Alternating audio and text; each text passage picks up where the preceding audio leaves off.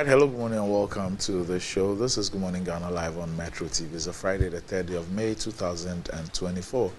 By His grace, we're live and we're here with yet another edition of the show. Our gratitude to go to the Most High God for the rare privilege of being alive, and of course, the opportunity of having another conversation around the top stories making the rounds here in our dear Republic. I'll let you into a panel for the morning's conversation shortly, but let's take a look at the front pages of our newspapers. Daily Graphic, Apiati, back to life. Vice President hands over 124 houses to residents. Don't turn elections into religious battle. Apostle Nyamiche to Ghanaians. FBN Bank Ghana changes to First Bank Ghana. The Ghanaian Times appear to get new homes as government fulfills promise to rebuild community after destruction. Renal patients to receive treatment subsidy by end of year.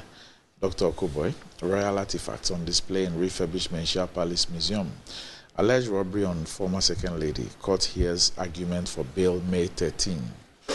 Daily Guide. Joy in Apiati as Bawumia commissions 124 new housing units. Daily trial for Besim killer. Kasua shooter not our staff. National Security. Nana unveils Otumfuo stamp tomorrow. New weekend crusading guide. Apiati comes alive in record time as VIP commissions 124 housing units for reconstructed community. Bawumia unveils trailblazing vision for mining and fishery sector. YEA to recruit 10,000 personnel. Signs MOU with Ghana Education Service for teaching, kitchen assistants and security guards.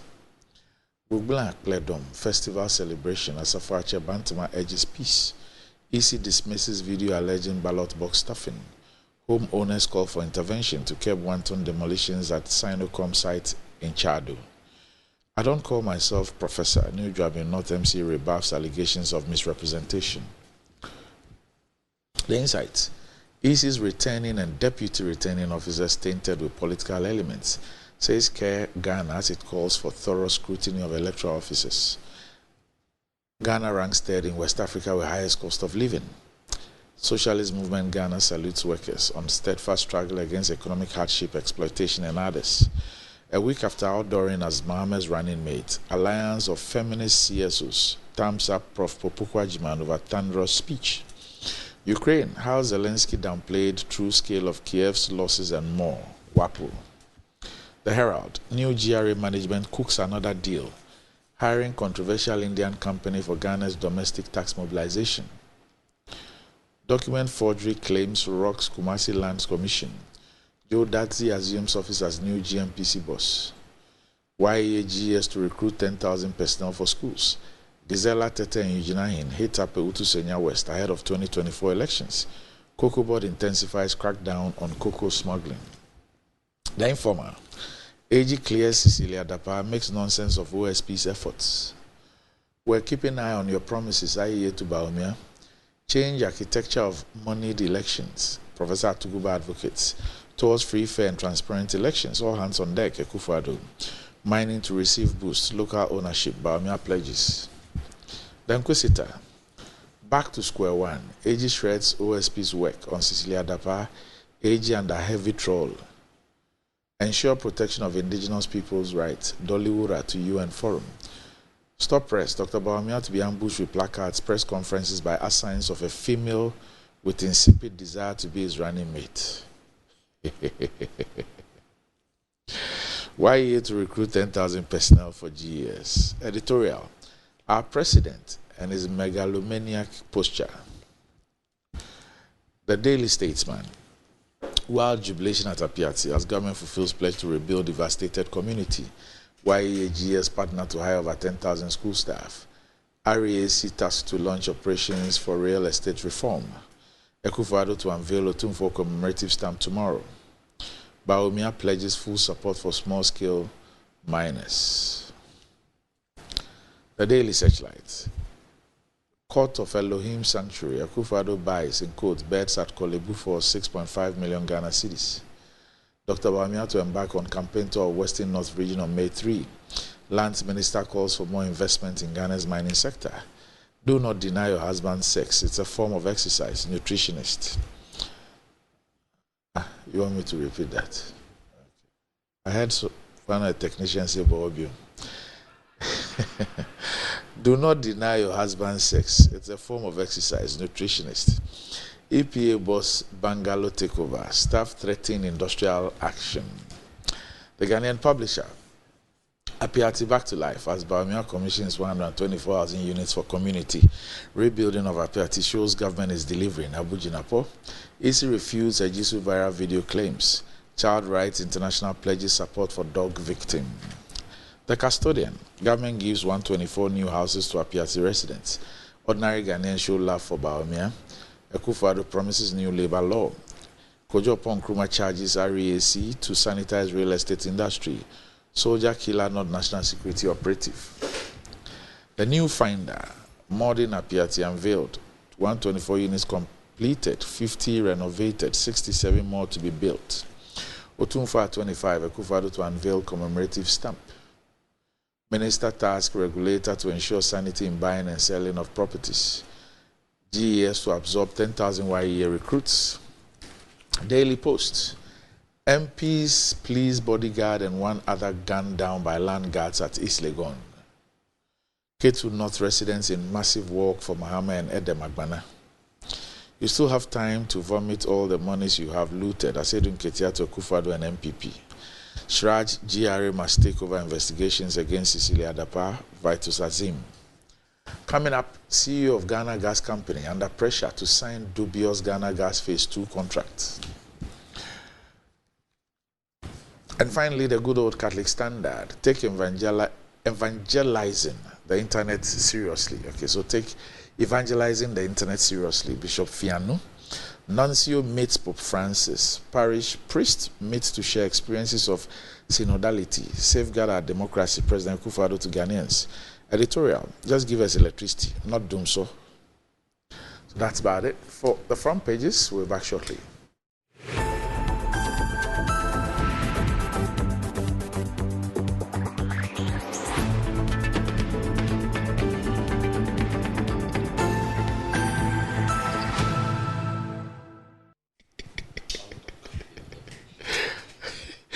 Right, welcome back to the show. If you just joined us, this is Good Morning Ghana live on Metro TV. With me on the show this morning, I have the Vice Chair for Bawumia 2024, Nana Akomia. Nana, good morning. Morning, Randy. Also with me on the show this morning is the Member of Parliament for the Northern constituency. He's also ranking member on the Foreign Affairs Committee in Parliament, the Honorable Samuel Kuzetu Ablakwa. Good morning. Hi, good morning, Doc. Right. Well, if you're thinking of getting a toothpaste that will take care of the entire family and which is also affordable, then the recommended family toothpaste is KL 360 toothpaste and is approved by the Food and Drugs Authority. KL 360 toothpaste provides you and your family with all-round dental protection throughout the day with freshness. KL 360 toothpaste is good for kids, children and adults. Let your family be a proud family when they step out by constantly using KL 360 toothpaste. KL 360 toothpaste brightens your teeth, prevents cavity, and with its cool mint gives you fresh breath throughout the day and protects the gum from decaying. For consistency and quality, use KL 360 toothpaste. KL 360 toothpaste is another product from Samara Company Limited, producers of Sasso, and is available in all supermarkets, malls, and provision shops. Call Samara Company on 0246 864 798. KL 360 toothpaste, happy smile. And enjoying the fruits of your labor is as important as enjoying the mansions of your labor. The pains of climbing the stairs when not exercising could be challenging for all ages, but worry no more. Lifts and elevators have got you covered with the best portable American pneumatic vacuum elevators on the market today. It's a simple self-supported elevator for both homes and offices. And guess what? It can lift your goods too. Wheelchairs can fit in and they come in 3 custom-made models. It's affordable and can be installed within 3 days. Visit Lifts and Elevators at Sakumon or just call them on 0200535515 or send a mail to elevatorsgh@gmail.com for consultations and the best solutions in easy vertical movements. All right. So, Nana, let me start off with you. I see your candidate, they started his campaign. Yeah. It's been going round. We saw him in the Eastern region, then he came to Domi Kwabenya, and then to Apiati. Western region. Yes, and we're told that he's doing a tour of Western. Is it Western or Western North? Western North. Yeah. Yes. Okay. So how is it going, and what is it saying, and how about the reception? And I see that Apiati is also taking the front pages of most of the papers. 124 new homes for the community. Yeah. Well, let me wish our audience a good Friday morning. Fridays are always good days. Let me start with Apiati. Yes, we all know what happened at Apiati when a truck filled with some explosive, ammonia or so, exploded in the village. Some lives were lost. I think 9 or 10 people lost their lives. And also the community was destroyed by fire. This simple community with simple buildings, and they couldn't withstand the force of the explosion and the heat. Many of them were burnt to the ground. It was a national disaster, and the government pledged to restore the community. Now, what happens in these instances of bad luck is that some good comes out of it. Now, 2 years or so down the line, or 3 years down the line, the community has been rebuilt, totally transformed, modern buildings, modern layouts, schools, the works. I mean, all the amenities that would make for a small township. So the place has been the status of the place is now no more a village, but a small town. And this is just the phase 1. And there will also be phase 2. So yesterday, the vice president took advantage of the tour of the Western region to represent the president in commissioning, handing over the first phase. It's got a lot of amenities there that I am sure the people will be very proud of. Of course, they had gone through a tragedy, and people have lost their lives, and at least some good is going to come out of it. I'm just looking at, so they have 124 new homes. They range from 1 bedroom to 7 bedrooms. They have kitchen, bathroom. I mean, these are modern houses. The inner roads have been constructed, layout, modern layout. They have pipe-borne water. GetFan has also built a new community school. They've been connected to the national grid, so they have electricity. I hope they are not being affected by the current load shedding. The president says it's ended. Well, not quite. There are still small pockets. The community, they've also had a new market, and also about 50 houses that did not get destroyed, but they also had some funding to repair. And in the second phase, 67 more buildings have been constructed in the second phase. So it's turned out to be a good story in the end. You know, my own hometown in Sutem, we also suffered such a fate way back in the 1970s. I understand there was a big rainstorm, and it ripped off the roofs of literally all the homes in the village. There was also flooding from the river Supon. There's a small river there, Supon, flooded. It was a major disaster, and this was during Buzia's, Professor Buzia, Prime Minister Buzia's time. And Jones Oforiatta was the MP for the area. So what came out was a new township was constructed. So where you have the Linda Door, that's part of the new township, was constructed. And when you go off the Accra Kumasi Highway, you go to the original village, which is still there. So some good came out of it. So you have the new Insutem and the new town and the old town. The same thing has happened with Piatti. I hope that a similar effort will be made in Samuel Kudjato's constituency. This is taking a bit of time, but the same model should be adopted to provide houses and accommodation and amenities for those who were badly affected by the flooding in Samuel Kudjato's place, because this is the same thing, disaster. And the effort that was made to today restore Apiati should provide a blueprint for the disaster that happened at North Tongue. So Apiati happened January 2022. Okay. Yes, I think it was the 20th or 22nd of January 2022. Right. Mm-hmm. That's when it happened. Mm. And so how many years now? 2 years. Yes, and then government moved in swiftly, set up the fund, set up a board to oversee the restoration, got the Land Special Council or Authority, to do the planning and everything.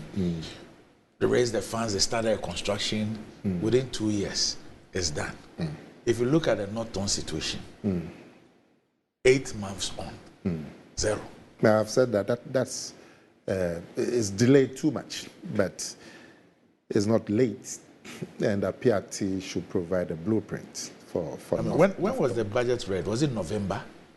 Last year. Last year. And we're told that 220 million has been voted for the place, and that 80 million out of that money has already been released. Now, as we speak, has been released for some work there. That's what we were told in November, that 80 million cedis has already been released in the budget. And no, 220 had been allocated, but 80 million had already been released out of the 220. From November, we are in May, so 6 months now. 1 CD of that 80 million has not been seen. Really? Yes. But I mean, the MPs here. Okay, Joy News. They just did a documentary on the flooding, the spillage and all that. And they said there's nothing on the ground. But you met a minister recently. Anyway, I'm sure. But there's a new minister, our own brother Kojo Opon. And sometimes these things, it also comes with the dedication of who's in charge. I know Kojo Opon has been a bit more enthusiastic about dealing with the issue in Samuel Kudjato. And I suspect Sammy's met it. Maybe Sammy can give us. But Apiati provides us with a blueprint. And it's not late to apply it to 8 months, but it's not late. Now, also, Baumia has been doing, the blueprint is the same for any politician on a tour. You meet people in their natural situations. So you go to schools, you go to markets, you go to places where people are already congregated. And the response has been warm, it's been massive. But I suspect if, for the two main parties, if Mahama also is going on his community tours and so on, you get the same reaction. But we are happy that Bamia is also getting the same reaction. It's been quite massive. He's been meeting chiefs. It's part of the itinerary. Everywhere that he goes, he will meet the House of Chiefs, the traditional leaders. It's part of the itinerary. Then he will meet youth groups and also people in their natural situations, the markets and so on. So far it's going well. The momentum is exciting. I'm hoping to join them next week. Today they are starting with Western North. So over the last 2 days, 2.5 days, they have been in the Western region, met the chiefs, met specific traditional people, and also went to the markets and so on. So it's been exciting. The party's base, the grassroots, they had been a bit anxious that the campaign didn't seem to have started, and they see President Mahama doing his tours and getting a lot of attention, and so they were wondering why the Bawumia campaign wasn't kicking off. But we were preparing the ground, laying the day-to-day activities. We finished it. He's bought into it, and it started, and it's not going to stop. It's going to cover all the 276 constituencies. And at the end of the day, we are confident that it would be a better alternative for the Ghanaian people than President Mahama. President Mahama has been there before. He came in 2012. He made a lot of promises, said a lot of things about his vision. 4.5 years later, Ghanaians showed their disappointment in his vision and in his performance. And so, if we are looking for a new person for the next 4 years, John Mahama has been tried and tested and failed. So, the natural choice should be Dr. Bawumia, who's never been tried in that position. And we know that Ghanaians are going to buy into that message. So that's it about about the tour. Okay, Sam. We've seen Apiati. Yes, let me begin by expressing my joy for the people of Apiati. If you have experienced, seen at first hand the effects of a disaster, being displaced, losing your home, losing your properties, your livelihoods, as in farms, shops, livestock, everything you have worked for, through a sudden disaster where you have no notice to salvage probably what is so critical in terms of your survival as a human being, you will really empathize with the people of Apiati. I begin from that point of view because my constituents, as I speak to you, 8 months down the lane, since the spillage from the Akosombo and Pond dams by the Volta River Authority, thousands continue to live in tents.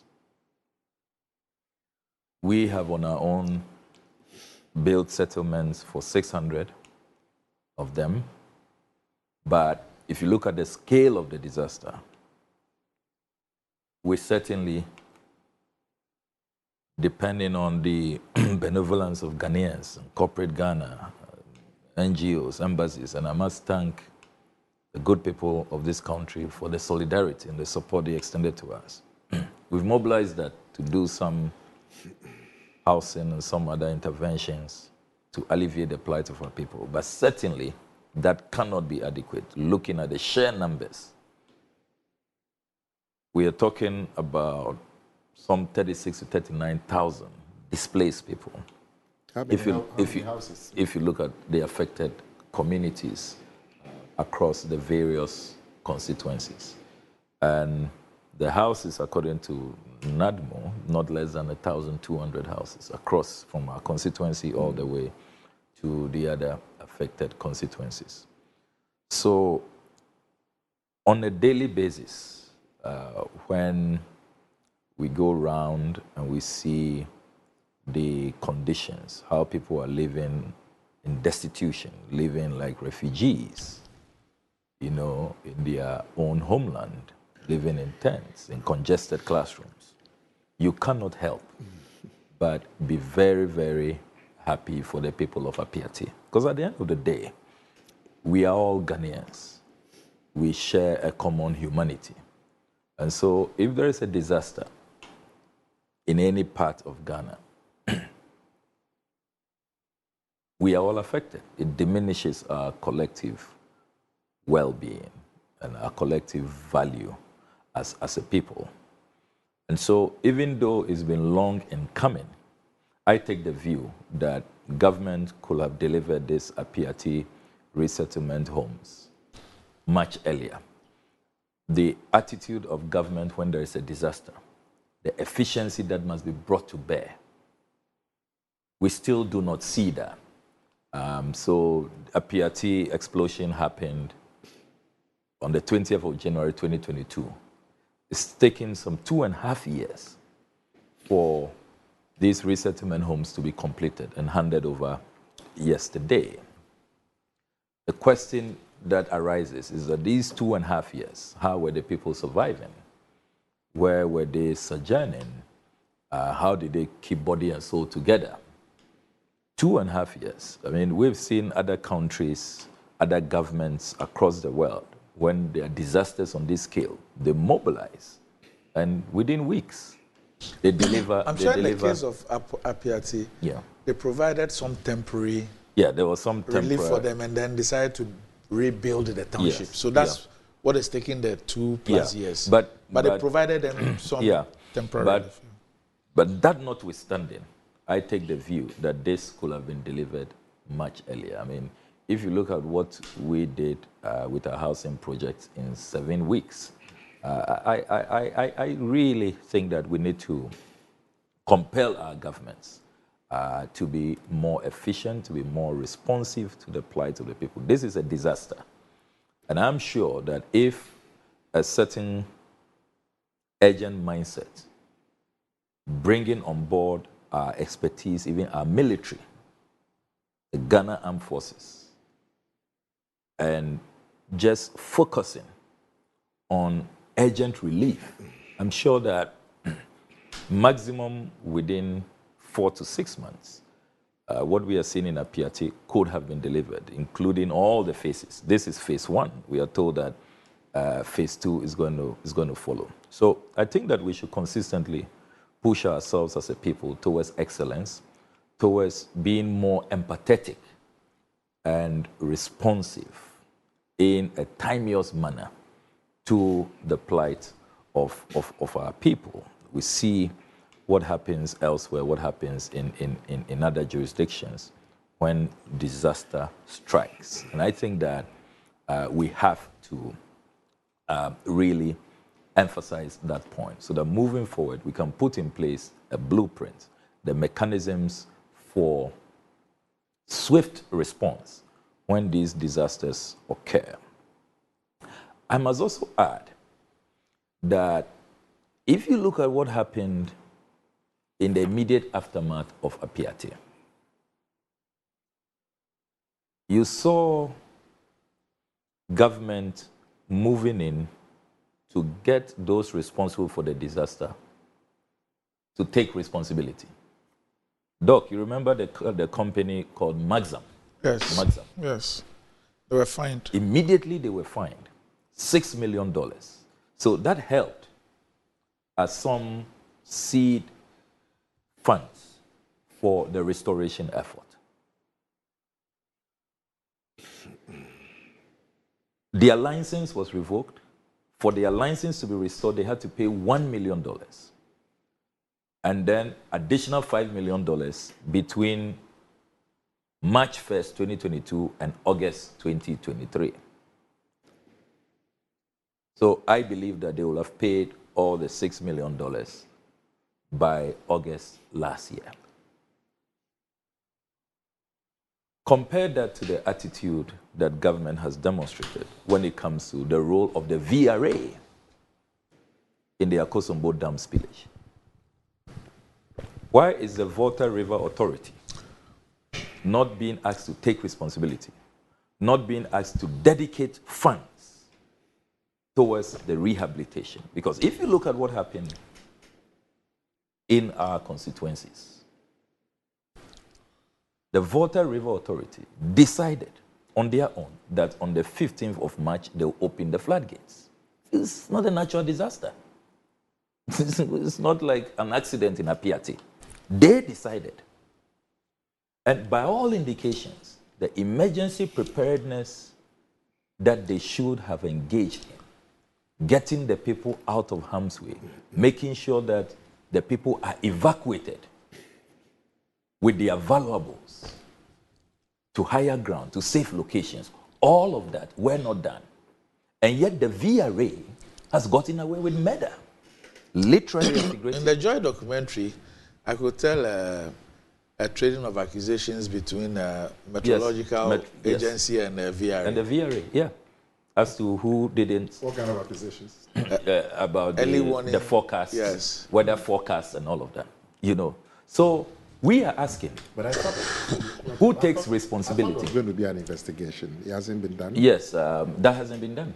That hasn't been. Because it's only after the investigation that we'll see where the blame. But if you there's- see, if but you there's see, any in blame. the case of a PRT, Well, at least it's 8 months on. yes, 8 Yeah. months on. Yes. And you see, why are we waiting for only a parliamentary inquiry? The last time I checked with my deep throat sources at the VRA, they haven't even done an internal inquiry. So as I sit here, I'm living in fear of a recurrence. What lessons have been learned? And in this era of climate change, there's no guarantee that this will be prevented. Nobody has been asked to take responsibility. Nobody has been sanctioned. Nobody is bearing the brunt. It's as though we are no human beings. This is extremely shameful. I mean, it's unbelievable. Unbelievable. So, in the case of a PRT, Maxam is made to take responsibility. They are fined. Why is VRA being allowed to rather blame others, to pass the buck? As member of parliament for the area, VRA could not even call us that you are stakeholders. We are about to open the floodgates. These are the measures that we expect you, your chiefs, your assemblymen, DCs, key community leaders, take these measures. You took us by surprise. And VRA has not been sanctioned. They have not been fined. They have not been asked to play any role in the restoration of lives, livelihoods, and normalcy in North Town, the epicenter, and the other constituencies. They have the effrontery to be blaming the Meteorological Agency and others, blaming everybody else other than themselves. Why?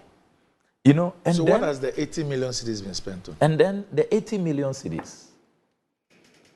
When we had that news, it was contained in the speech of the president at the 6 March address.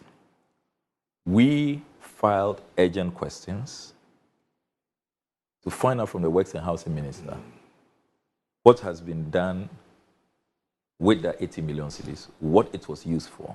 Because it came to us as a surprise. The Works and Housing Minister said that he would have to provide a breakdown later. He was not sure if it has been set aside. There was a whole debate for over an hour, whether it's a set aside or it is a utilization. They couldn't tell us what it has been used for because there's nothing on the ground that shows exactly what the money has been used for. Absolutely nothing. So how do we feel as a people, as a country, that 8 months down the lane? I remember I filed another urgent question about Saglemi housing. Fortunately, Saglemi is less than a 40-minute drive from the epicenter, from Mepe.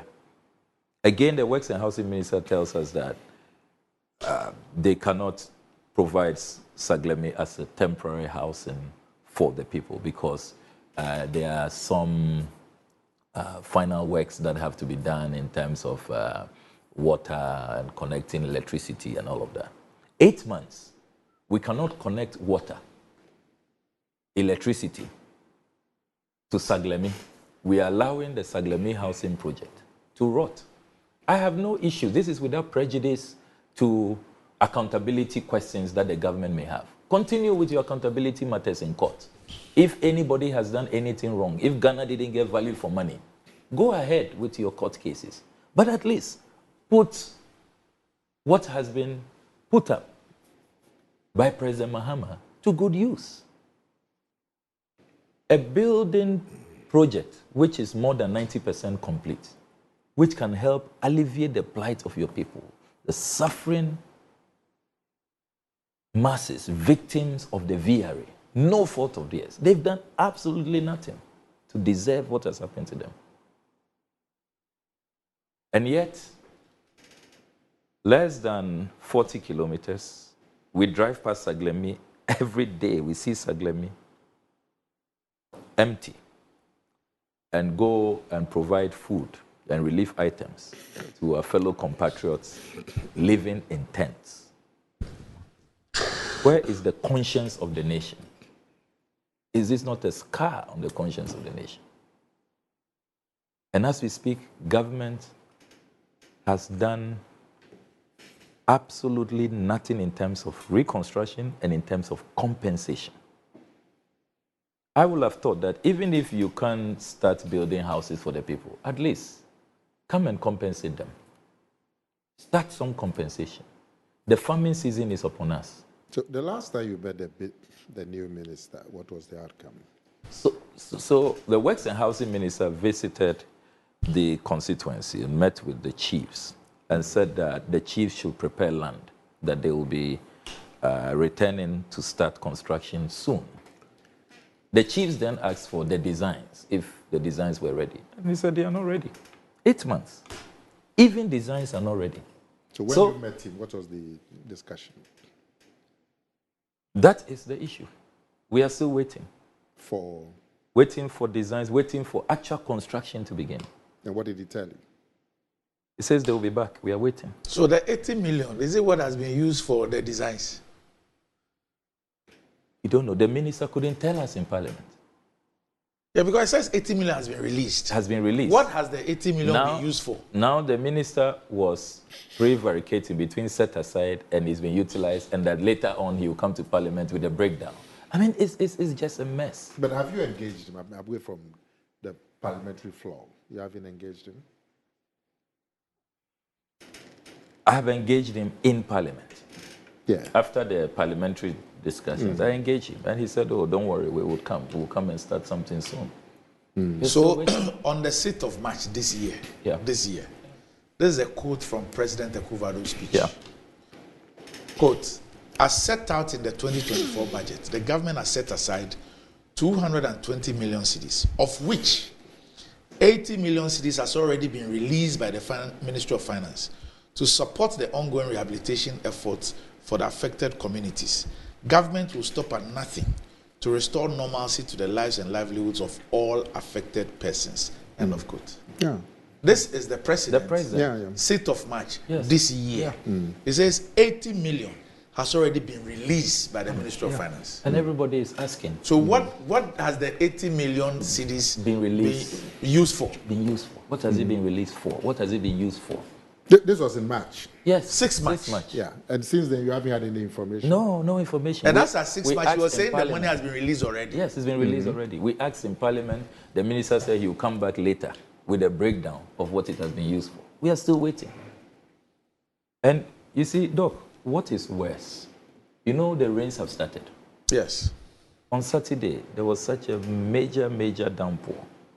I was there with them. And if you see, the tents, when it's raining, they have to move out. They'll be standing, babies, under trees. They are whipped by the rain. Because of the floor. Yes, because the tents are just on the bare floor, you know. So, and we are now getting into the rainy season, you know. So there will be more rains. Why are we treating? They've done nothing wrong to deserve this. Why are we treating fellow Ghanaians like that? And you see, When the president visited us, his statements did not inspire confidence. We actually felt insulted. Because why should how we vote, our voting pattern, be raised in this matter, in this disaster? Why should it come up? Why? So now people are doing comparisons and drawing parallels, and you can't blame them. Is it because at PRT, they don't vote like the way the people of North don't vote? We had the president pointing his left finger at the chiefs, saying, you people, you don't vote properly. If it's not that this was a disaster and all the outcries, I won't be here. We had the president.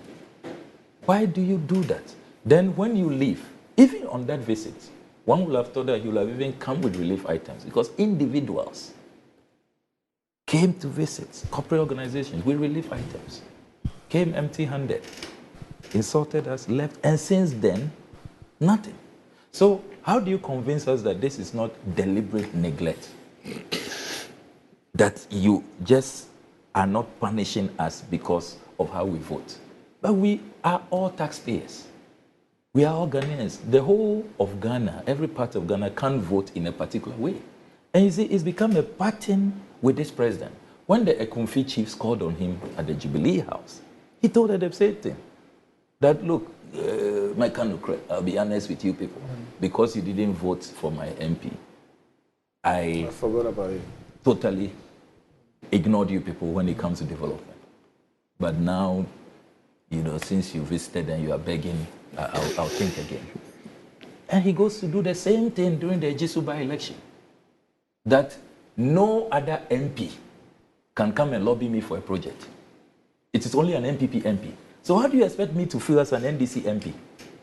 My people living in tents, thousands of them, in abject squalor. When I hear the president talk like that, wouldn't I feel that, so it's deliberate? Because I'm an NDC MP. If I was an MPP MP, our plight would be different. The president's own statements. Why? We've never seen this. The oath of office that the president swore is very, very clear. That you must be fair to all manner of persons. The presidential oath.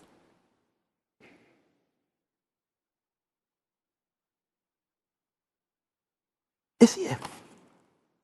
So when the president, who takes an oath of office, that he will at all times preserve and protect, defend this constitution, and dedicate himself to the service and well-being of the people, and that he will do right to all manner of persons. Schedule 2 of the Constitution of Ghana. That's the presidential oath that the president swears.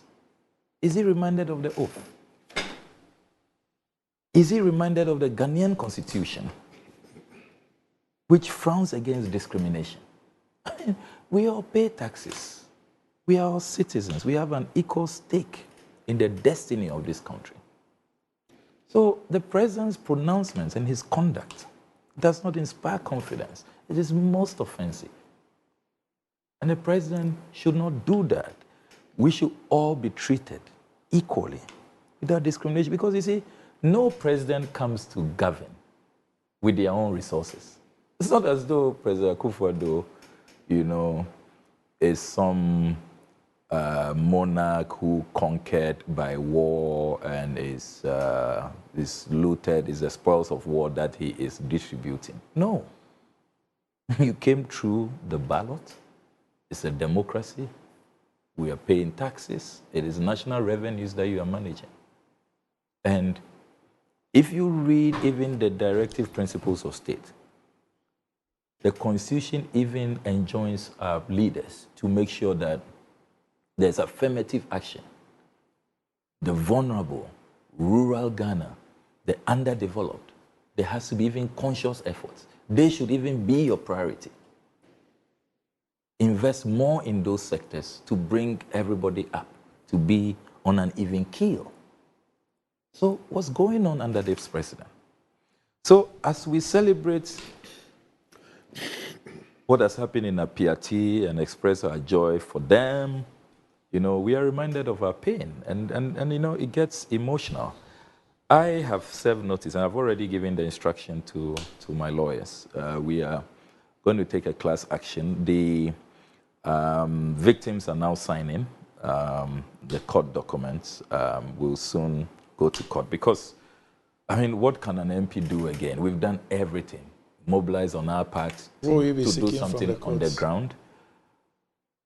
Compensation, compelling the government to be alive to its responsibilities and to compensate all the victims. In North Town alone, there are about 12,600 victims. You know, they all deserve to be compensated. We have done some valuation of what people are entitled to.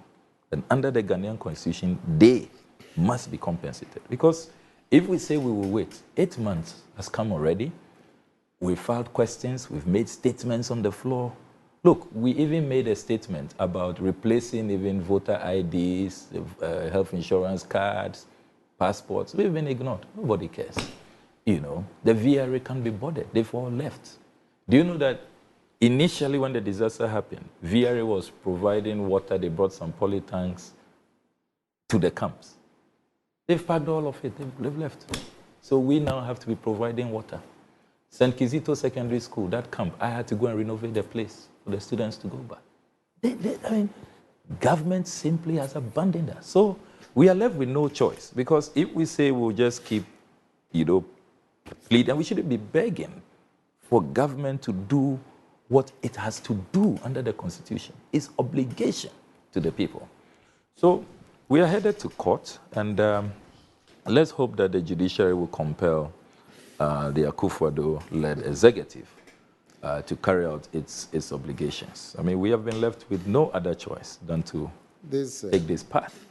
This business about PRT having taken too long, I don't know where that one is from.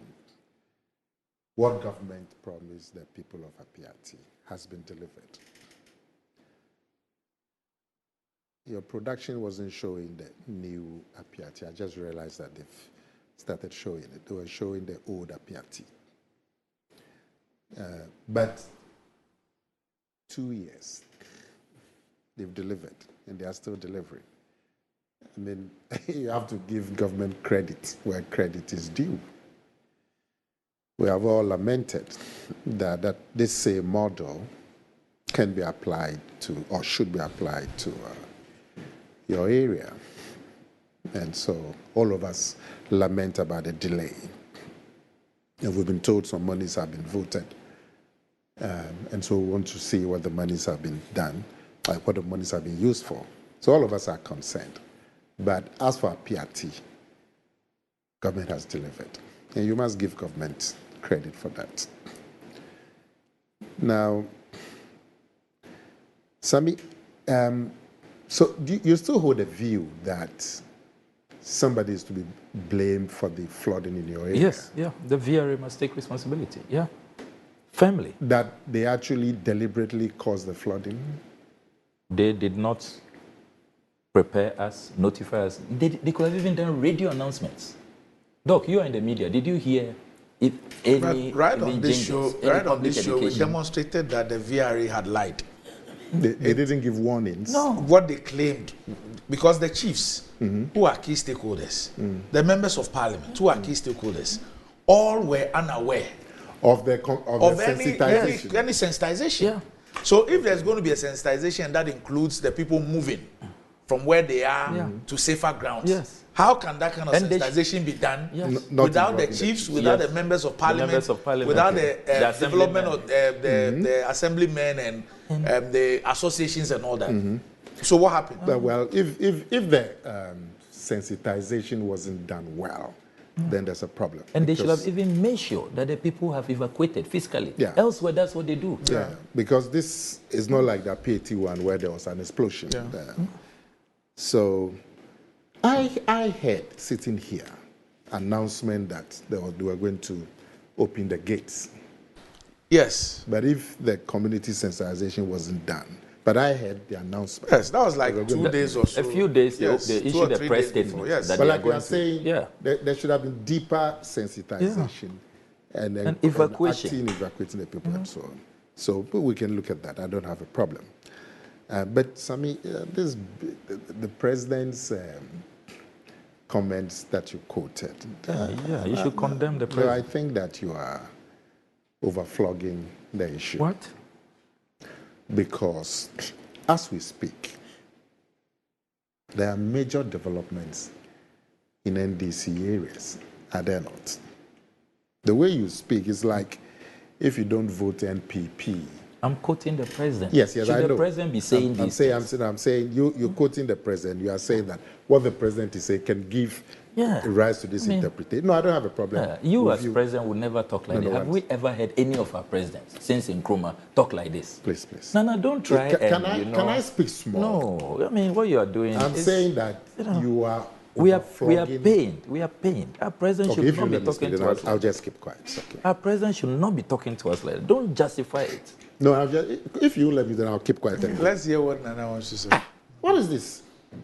You spoke for 40 minutes. I didn't interrupt. Nana, let's hear what you want to say. I'm saying that you are overflogging the issue. Why? Because you cannot say that there are no developments in NDC areas. Can you say that? I don't know how. I didn't hear him say that. Yeah, but he says that the president says if you don't vote for him, there'll be nothing for you. But I'm saying on the ground, is that the case? I thought he was speaking about a particular issue. So I'm saying that. And using the president's utterances. I'm saying that in this country, you go to areas that vote NDC, there are massive developments. List them. If you are going to say that what the president said means that if you don't vote NPP, you won't get nothing, that would not be the truth. So what would explain what is happening? What would explain happening where?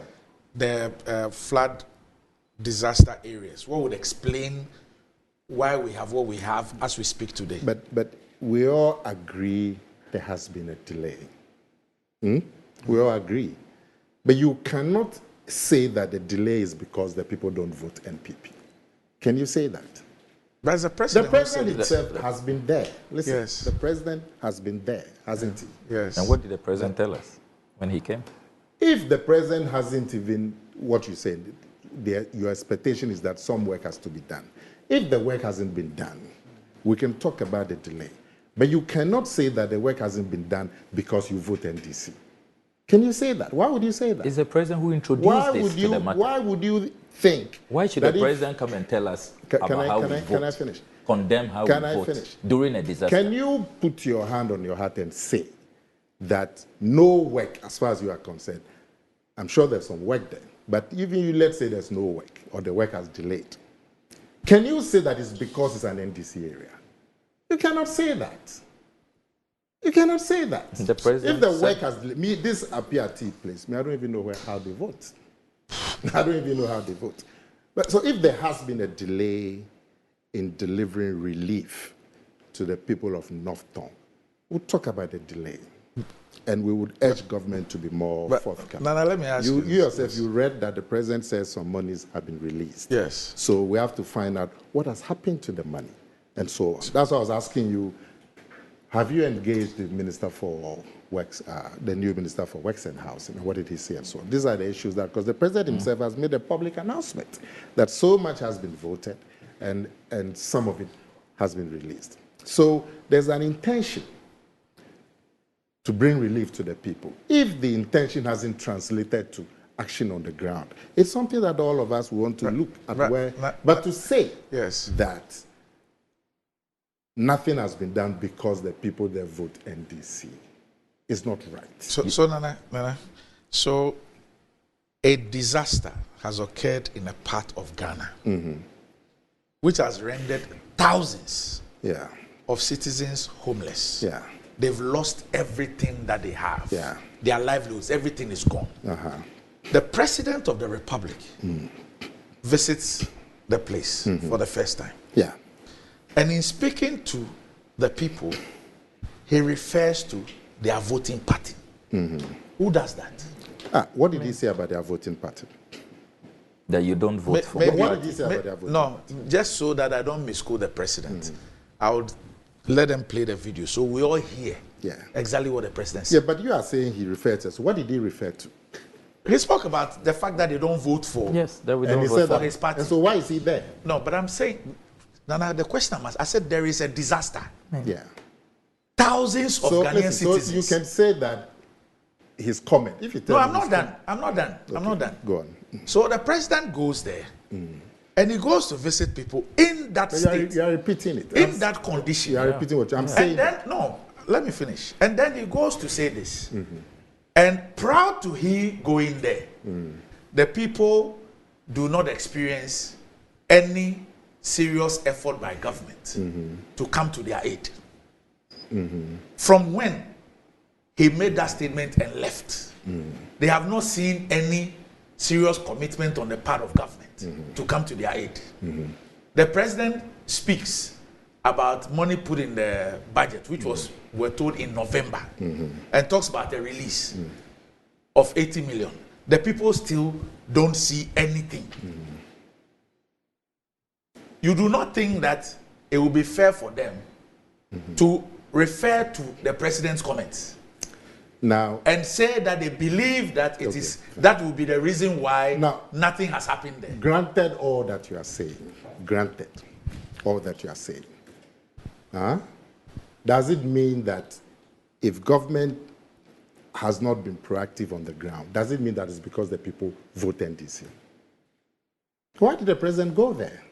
If he didn't want to go there because the people vote, he thought the people vote NDC. Why would he go there? Why did he say what he why said? Why would he go and commit the monies that he Why talked did he about? say what he said? So if you say Yes. that his comment Yes. at that time was inappropriate, I don't have a problem. But to say that nothing has been done because they are NDC. But it will be difficult. You see, Why it will would be you say that? it will be Why- difficult. why is the proof? Nana, it will be difficult for anybody Yeah. to. Are you? Let me ask you one Yes. question. So in North Town, have you been there? Many You've been times. there. Are you saying that government has done nothing in the Volta region or nothing in North Town? Nana, we are speaking about. I had an NDC MP in the Volta Yes. region talking about the massive projects in his constituency Yes. and how he's using that to campaign for re-election. Can you put your hand on your heart and Yes. say that in the Volta region, there's been no government project? Nana, Can you say Nana, that? I will not even get. So if you Nana, tell I me, will let even me get finish. to. Let me Yes. finish. If Yes. you tell me that the comments were inappropriate in your view, I don't have a problem. No, even. But to say that, But in your view, they are appropriate. to say that, no. Nana, in your view, they are appropriate. Please, You please. support the comment. That's what you're telling No, us. for me, even beyond. Why is he putting words in my mouth? Now I'm saying that to say that nothing has happened Yes. because they are NDC Yes. cannot be true. So Nana, even beyond the president's. agree? Nana, even beyond the president's comments. Even beyond the president's comments, the fact that a state-owned organization, Which one? VRA, in doing what he says he must done, has wreaked such havoc on people. People who we have not been told are living at illegitimate or illegal places. And the fact that they couldn't even find places to sleep, Yeah. So what's the point? what to eat, what to drink. What is the point? And as we speak, the Republic of Ghana has not gone to their aid. Yes. We have had to rely on benevolent private persons and organizations But- to get them to where they are today. Randy. We are here today celebrating a good story about Piatti. Yeah. We are here celebrating how, when a government decides to be responsible and alive to its responsibilities, it can be able to alleviate the pain and suffering of its people. And we are juxtaposing that against what has happened in another part of this country. So you have said all of this, and all of us at this table have lamented the slowness of government response, haven't we? Not a slowness. But to say The that zero. It's not slowness. Zero. You even let's admit it's zero. Let's go by your word that it's zero. How do you come to the conclusion that is zero because the people are in this? Because the president introduced that. The president, should not have talked about voting pattern when he visited us during a disaster. You don't do that. How do you come to the conclusion that is zero, if we admit what you are saying, because they are NDC? But Sammy has been giving you the answer. Because what the president Your president introduced that. The president, if the people are NDC, so the president believes they don't deserve any government support, why would he go there? Who could arrest him if he didn't go there? Banana, who does that? No, I'm saying, so if you say that the comments, you see, you are confusing things. Who does that? Do you have to defend everything? Do you have to defend everything? Please. I can't believe you have to condemn everything. I don't know what you get. I can't believe this. If you say that the president's comment at that point was inappropriate, it's a fair view. But to say that nothing has happened there, even if nothing has happened, because they are NDC, I don't buy that. If they are NDC and the president or the government doesn't feel they deserve anything, why would they be making announcements about the monies that have been voted and the monies that they say have been released? Why would the president go there? What is the effect of an announcement if there's nothing? You recall that even with this announcement, you recall that it was after I criticized the president following his State of the Nation address, and he ignored our plight, did not comment about the disaster. So it's your criticism that forced the president to make this how on earth, the biggest disaster of that Randy, the president did not say a word. Let's move away from that. After Randy, that round condemnation, the president then he goes in his 6 March address. So the president talk about some 80 million release, so the president which we cannot find. The president responds to you, fine, that's fine. Where is the 80 Randy, million? the basic point is that. Nana, you're a government communicator. Be telling us what the 80 million has been used for. No problem. I'm saying that, and I'll make that point very without any fear of it. We can complain about government's response. In fact, we've done that this month. In fact, I even started a complaint. But to say that there hasn't been adequate response because the people are NDC, how can you make that? Your president introduced that. Because in various NDC areas, we can talk about a lot of projects. The president didn't know that. He didn't know this when he came to tell us that we don't vote for him during a disaster. Who does that? I mean, things are raw. The disaster is fresh. We've lost everything. The man is standing. We are in total distress. The man is standing we are with your traumatized, people. And you come and tell us that the man has gone to meet with your people. He's gone to meet with them, and he's saying that, you people don't vote for me. I believe it's a light-hearted remark, but if you say that was inappropriate, you make a light-hearted remark in the crisis. So I'm saying that if you believe it's inappropriate, I don't have a problem. But to say that government hasn't attended upon the people because they are NDC, that cannot be true. So Nana, if you're a victim, is it whether it is true, Nana, whether it is true or not, whether it's true or not, if you are a victim, you are a victim, or you are even any ordinary citizen. Yeah, like me. And you sit back. Yeah. You sit back. And you look at what has happened since this disaster occurred till today in terms of government's response. Yeah. And you juxtapose that against the president's comment. And you come to the conclusion that the president's comment could have a relation with why nothing has happened. Would you be wrong? And so what you are saying is that nothing has happened because the people are in DC. I am saying that. That's what you are saying. No. Is the president who introduced Nana, that. I'm sitting in front of you. Yes. I'm not. And I'm also sitting. Yes, I'm not outside here. Yeah. So we are all hearing what I'm saying. Yeah. I'm saying that if anybody who lives in that area, that community, or any other Ghanaian who wonders how come from when this thing occurred till today, nothing concrete has happened. And the person juxtaposes that against the president's comment. And concludes. And the person then comes to a conclusion that perhaps nothing has happened because the president has referred to their voting pattern. Will that person be wrong? Well, no, that is the person's view. I am saying I don't share that view. Oh no, it doesn't matter if you don't share. Because I will find it strange, and I believe every objective Ghanaian will find it strange to conclude that not much has happened at North Tone because they are NDC. So what will explain it? That's the question I keep asking you. All of us have complained. Even as recently as March, last month, the president was talking about it. You just read it to me, I didn't even hear. Just last month, the president was talking about North Tongue. So if the talk has not translated to action or activity on the ground, we can lament about that. No, but what will inform that? I'm just asking why. Why would that happen? Why is it all the time that government is able to respond as quickly as we want?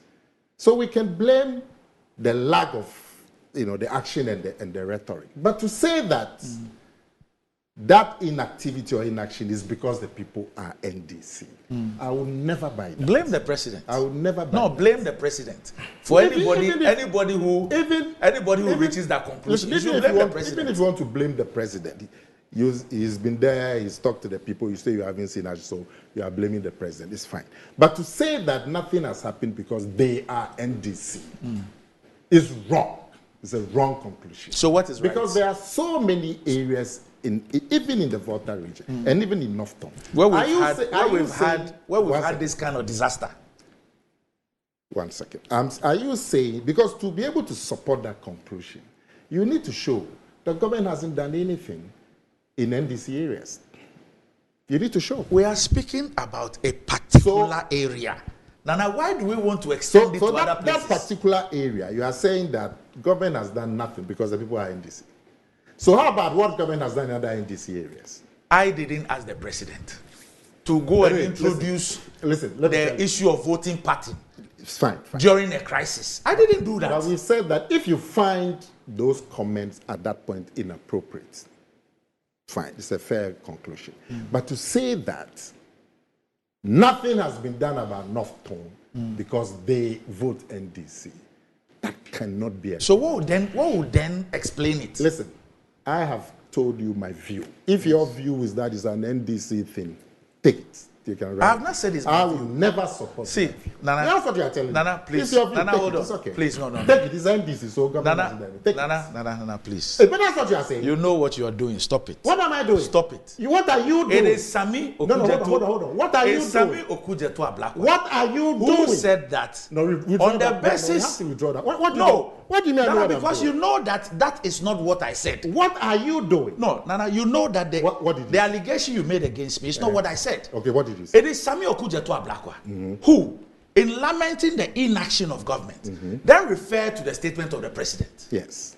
And I said I don't agree. Yes. So and then what did you say? So, and then I asked you that what else would explain what has happened, the inaction there. And I've told you that if government hasn't responded, is it always that we're happy with government response? Is it always, even Okujeto said the 2 years, even disappeared. Yes. Okujeto is not happy. Yes. He says that it's taking 2 years. So then somebody says that it's taking 2 years because Apiati people don't vote NPP. Why? Is it always that we're happy with government's action? But to say that government hasn't acted according to the way that all of us expect because the people vote NDC, it cannot be the correct interpretation. But if you choose to have it, it's fine. I don't have a problem. But I'm saying to you that it cannot be. You may say that the president have talked about voting pattern, and you may say that it's inappropriate. But to say that it is because the people vote NDC, that's why. Because that's the feeling of the president of the country. Why would the president go there? Why would he be talking about the people in March? Why? So there has been a lag between the rhetoric and the action. All of us agree. I'm the first person here who even said this model of Apiati should be applied to North Tongue, and that is not late. So all of us are not happy with the lag between the rhetoric and the action. But to say that lag between the rhetoric and the action is because the people vote NDC, I don't agree. Because otherwise, why would the president go there? If he doesn't want to do anything because the people don't vote for him or his party, why would he go there? But he's gone there. Why would he be talking about he's gone there. Yes. And nothing has happened. Yes. He has spoken about it. Yes. And nothing has happened. Yes. So the people are in DC. That's no. Nana, that's not the point I'm making. I'm saying that. Oh, so what is the point? The fact that maybe I misunderstood. Nana, the fact So that what he's is the gone point you are there, making? I am just telling you that Uh-huh. if on the basis of the president's rhetoric And the inaction. and the inaction, Yeah. and I'm saying that the president is the one who went to introduce the issue of voting pattern. So anybody who sits back and on the basis of this, the inaction, that's why I kept asking, Yeah. why? What explains the inaction? And I've not had any answer as to Yeah. what explains the inaction. So I'm saying that if anybody sits back and listens to the president's rhetoric, and like Sami alluded to, And the person concludes is because the people are in this. I'm saying, as That's what Sami you are alluded to, Yes. you know, he mentioned what the president said with the Kofi people. Yeah. What he said at Ejisu. And then what he said when he met these people. So I'm saying that for anybody who wonders why the inaction, irrespective of the rhetoric and the president going there, and the person concludes that it could have something with the president's statement. The person, No, with the voting pattern. yeah, the president's statement with respect to the voting Yeah. pattern, the person cannot be faulted. Why That's can all they, the point why, I'm why, making. why can they not be faulted? Well, it's an opinion that they share. Yes. I do not share that opinion. That's fair. Yes. So because if the president doesn't want to do anything for people who don't vote NPP, why would he travel to Northtown? Why? Who was forcing him to go to Northtown? Why would he be speaking about Northtown 3-4 months after the event, on March 6th, and be talking about Northtown and what government wants to do? Why would he be talking about it if indeed the people are NDC and so the government intends to do nothing for them? Why would they be talking about it? The president could sit down and ignore the situation. Who was going to arrest him? Who was going to take him to court? What's the point So in I'm saying saying that- something, in saying something about somewhere when nothing has happened? What's the point? No. So I'm saying that we can lament about the inaction.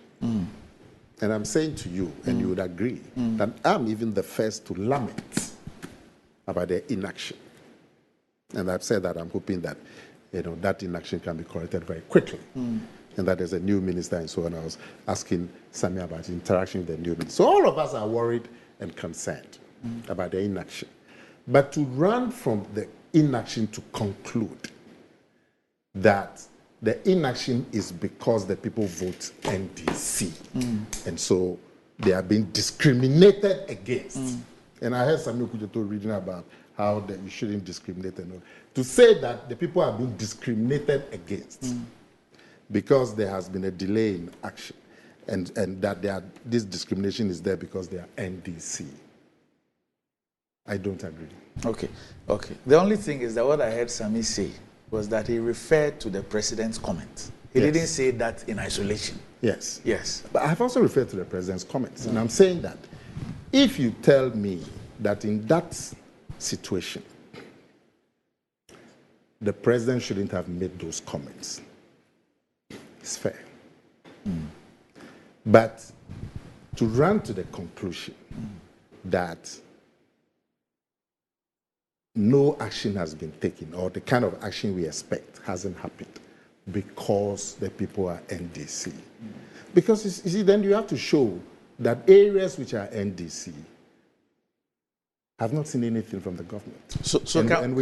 We cannot say Can that. we use two areas? And I'm Two saying to areas you where that- there's been. my last Yes. one. As for government and our expectation, we all have issues with expectations that we expect from government. And I give you the example that even with Apiati, Samuel Kujeto says his expectations have not been met. But you disagreed with him. In I terms of- even pointed out to him yes. that, yes, look, yes. in terms of the relief efforts and others, that's separate Yes. from reconstruction Yes. of And all the that, community. Which Yes. I agree with you. But he says that his expectation has not been met in terms of the time. You thought it could be quicker. Yes, so I'm saying that as for our expectation of government, all of us cannot say that our expectation and what government does is 100%. That's no problem. But to come to the conclusion that because our expectation has not been met, we can blame government for the tardiness. We can tell government that you are not being fair to the people. Time is running out. Rain is coming. You said you voted some money. You haven't explained where the money is, so we cannot. We can say all of that is fine. Because it's not always that we are happy with government. But to come to the conclusion that our expectations have not been met in this matter because the people vote NDC is not right. Okay. But my comment on that is I blame the president. All right. Okay. Blame the president for what? For his commentary. It's his So commentary, his commentary that is giving room for the introduction of that angle. I mean, it's not all the time that we are all happy with the comments by our presidents. So I agree. But to say that it is his comments and all the inaction is because the people voted this, because then you would have to explain how there are so many other projects in the Volta region, in other areas. This Apiati thing that we are even talking, we haven't even discussed that. I don't know how they vote. Which constituency is that? I think they voted NPP. The previous MP was MPP. And then the current MP is NDC. The previous is the lady, Barbara Tinjesi, the Honorable Barbara Tinjesi. Because I saw her in the footage. That was her constituency. Okay. That's where she lost. Okay. So I saw her. She was MP. Yeah. Okay. So even as we speak, Apiati didn't vote NPP. Yes, in 2020. Yes. But they've got this done for them. So what is it? Even that one alone negates the conclusion that we are being forced to accept by Samuel Kutetu. So if there's government inaction, let's look at why the government has not been as active as we thought, or even as they promised. But to say that inaction is because the people do not vote NPP, you cannot come to that. I've told you to go blame the president for anybody who reaches that conclusion or has that opinion. But you know, in anything we can blame the president. He himself has said that he holds the power, so he takes responsibility. This is not responsibility. This is not responsibility for don't say that he hasn't exercised a certain responsibility. I mean, how? Because how would people have even taken it? If, for example, with Apiati thing, the president had gone there and said that you people, the last election, you didn't vote for my candidate. Yeah. How would people have even taken it if he had passed the comment like that? I have told you, Randy, that it is not always that we are happy with the pronouncements of our leaders. Are we? So let's tell them. So we can tell them. But to let's tell move them. Beyond telling them. They shouldn't create the... Yeah, fine. They shouldn't create those things. We cannot talk about presidents and how they spoke it. But to move from that observation to the conclusion that because the people don't vote for the president, how can you make that observation? As some people want to beat us with this. We'll be back shortly.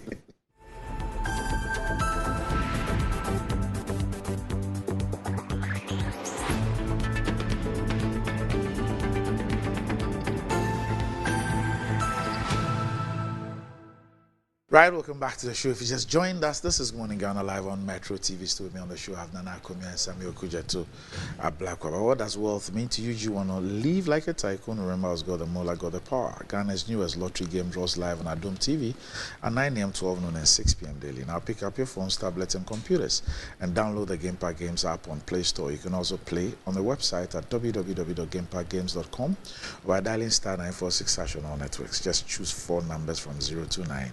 It's easy to play and easy to win. Charlie could play this game and make some mola. Nobody beats out in Ghana. Game Park Games, more mola, more power. This game is regulated by a National Lottery Authority and is not for persons under 18. Play responsibly. Ayesoko, that could somebody be big, but Betway's cash out be bigger. Betway is giving you more control of every thrilling bet you place. Enjoy the biggest and most reliable cash out in Ghana on Betway without any hassle. Sign up today at betway.com.gh. Terms and conditions apply. Not for persons under 18. This is regulated by the Gaming Commission of Ghana. Betway, get way more. And Blue Jeans energy drink has been on the Ghanaian market for over 20 years.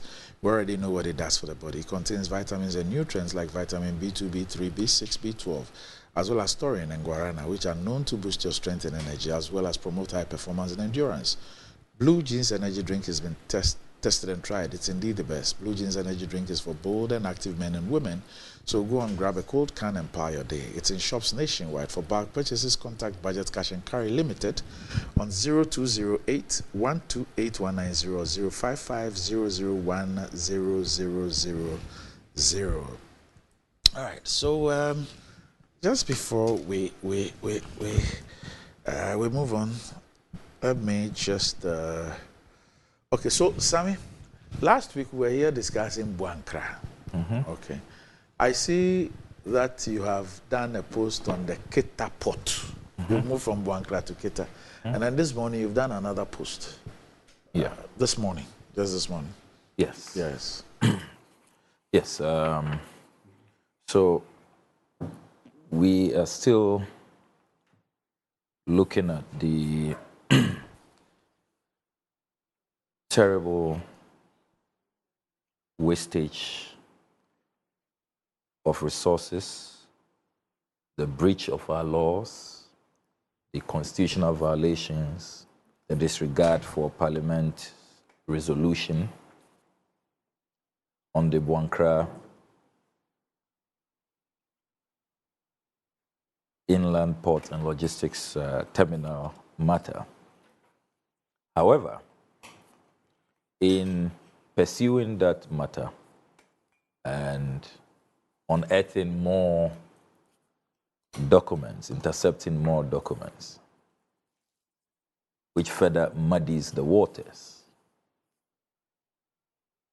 it has also come to the fore that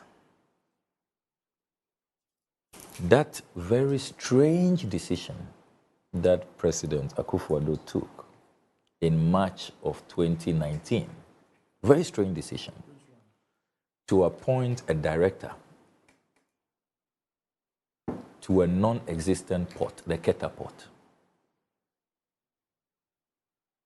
Many analysts, many MPs, many experts have questioned that decision.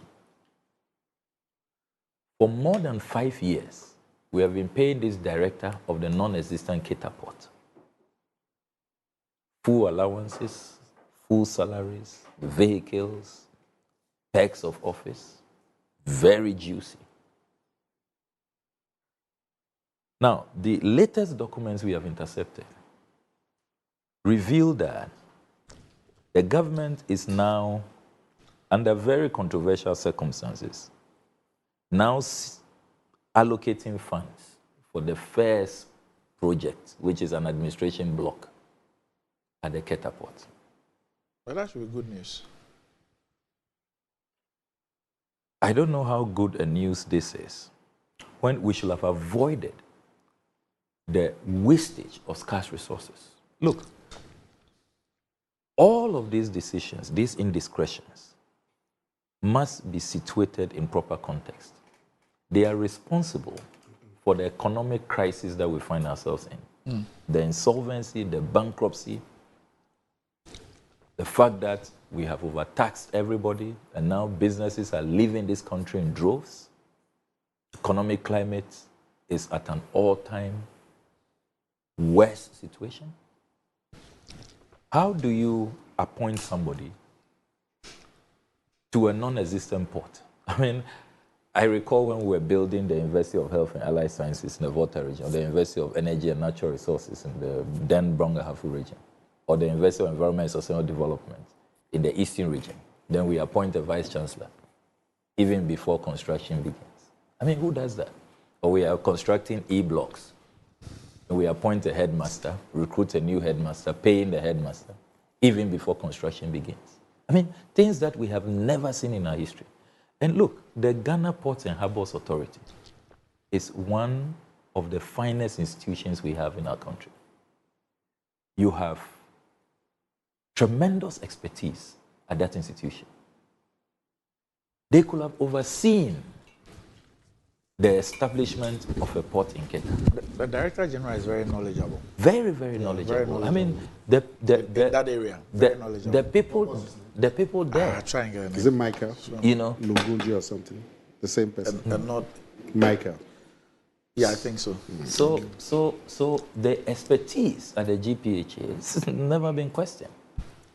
Why carry out this additional recruitment under very, very expensive terms and saddle the taxpayer with this wastage?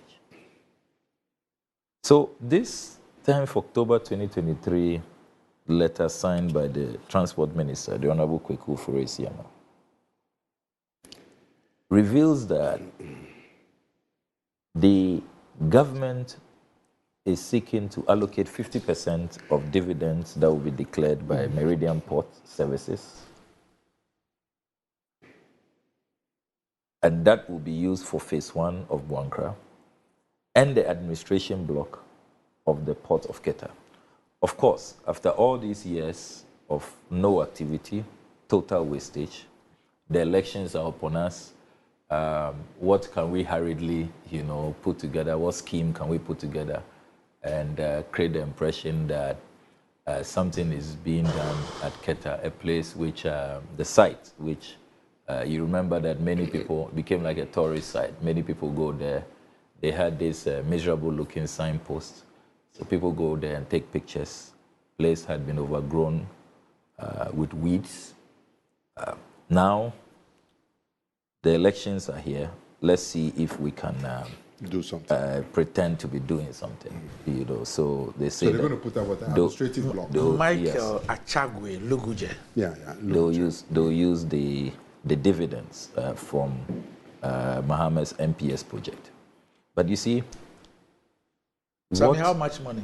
What 50% of their 2022 dividend? Which is how much? So They're far, going to apply it to develop the ports, the Keta ports. Build an admin block. An admin block, not the port itself, just an admin block. You people want to. Because I saw the letter that scrolled. I saw a figure in the first or second paragraph. So far with Buankra and then this administration block, it's $41.9 million. That's what will go into Buankra and then the administration. So how much is going to be spent on administration block? We do not know at this point. We are still. You can always find out. Yeah, we'll find out. I have a problem with this. And the question. There's so many questions. I mean, why should we? Are we sure this is the best way to use the dividends of MPS? So Sammy, 1 minute. Yeah. Just before you continue with your inquiry, your questions and everything, and Nana, please hear me out too. This Keta port business. Yes. All the talk about appointing a director of the port and all those things. We're told not too long ago that government has commissioned feasibility as far as that project is concerned. Has the feasibility been concluded? What are the details of the feasibility? Good question. Because we first of all must establish the feasibility and what it says before anybody would think of spending millions of dollars to go and build an admin block. What does the feasibility report say? Where is that report? So on what basis are we going to build an admin block? Fundamental question. Fundamental question. I was going to come to that. So we haven't been told if the feasibility has been concluded. We were also told that the reason why they appointed this director was that he would raise funds out of the existing encumbrances. That hasn't happened. There was talk of some investors coming in. We don't know what has happened to that. There's been no update to that effect. Now, this 50% dividend, we are talking about a colossal $41.9 million. $41.9 million. So that's 42 million. Yeah, so about $42 million for Buankra and this administration block. Now, if you look at what GPHA has been asked to do in Buankra, we still insist that it is an egregious violation of the parliamentary resolution on Buankra. This is not the arrangement. This is not what GPHA was asked to do. Now, GPHA did not take part in the tender for the Buankra project. They did not. We are not even sure whether these sums of money going into this project, which is going to accompany Jasmore, which was not, properly procured under our procurement laws, whether we are getting value for money.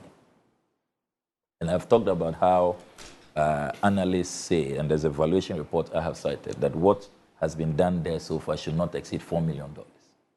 But now we have shot up, the previous documents I had pointed to $36 million. Now we know it's $41.9 million. So what is going on? So that whole sector is messy. And to the extent... But GPHA is now a shareholder of, what's the name of the company? Ashanti Port Services. Yes. Even that, the mess deepens, where there are other letters suggesting that GPHA is no longer a shareholder, but has taken over the project, according to the minister. After buying minority shares? Yes. I think it's because... because the minister is arguing that the Ashanti Port hasn't brought the money required. Even though they have sabotaged Ashanti Port. Last week, I read the Afro-Exim, letter. I mean, it's incredible. So you don't come back to Parliament, amend the resolution. GPHA hasn't participated in any tender. Jasmore has not been properly procured. And you are going ahead and say that, look, you direct GPHA to take over the project. And taxpayer funds in such quantums are being released to GPHA. So now GPHA is no longer a shareholder, even though the share certificate they have, that you recall that for that share certificate, instead of paying that money, the share funds to Ashanti Port, they paid it to Jasmore. The contractor. Now the minister is saying that GPHA has taken over. They are the ones to execute the project. Because of non-performance on the part of Ashanti. Yes, on the part of Ashanti. And then out of those funds, you say you are going to use part of it for a Keta administration block. Where you've appointed a director for 5 years. Doing what? So it's just a mess. A president who assured us that he will protect the public purse. These are not the things you do. Okay. These are not the things. Have you finished? Okay. Yes. I wish that the Ministry of Transport, they have a PR, public relations directorate. And it's time that I believe they need to come and explain some of these issues. Let me start with the Keta Port. There are so many directors in the ministry. As Sammy, you've worked at the ministry also. There are so many directors.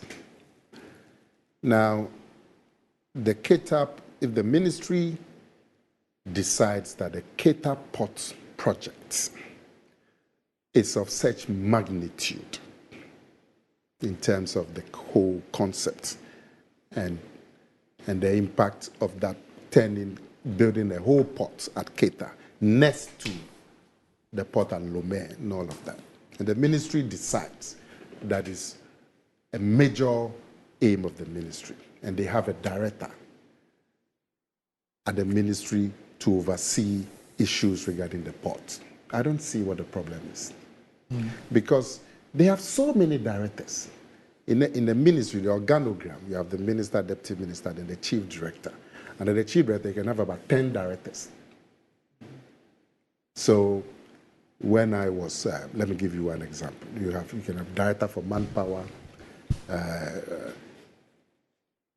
so many directors, So if they decide to have somebody to overseeing the one project that they believe is of importance, That's not what they did. They recruited a new person. Yeah, from outside. They didn't use the directors you're talking about who are already in the system. Oh, Nobody will have criticized that if that's what they did. Oh, so you mean they recruited somebody? Somebody and you from thought outside, okay. yes. But Specific. Specific for, okay, maybe the person has a certain expertise in terms of development of ports. So you have to look at the CV of that person. If the CV of that person answers to the needs of a port development, then we'll be in a bit. But like I'm saying, all of this. So this Keta Port director, is it with the ministry or GPHA? I'm not sure. Is it the ministry of GPHA?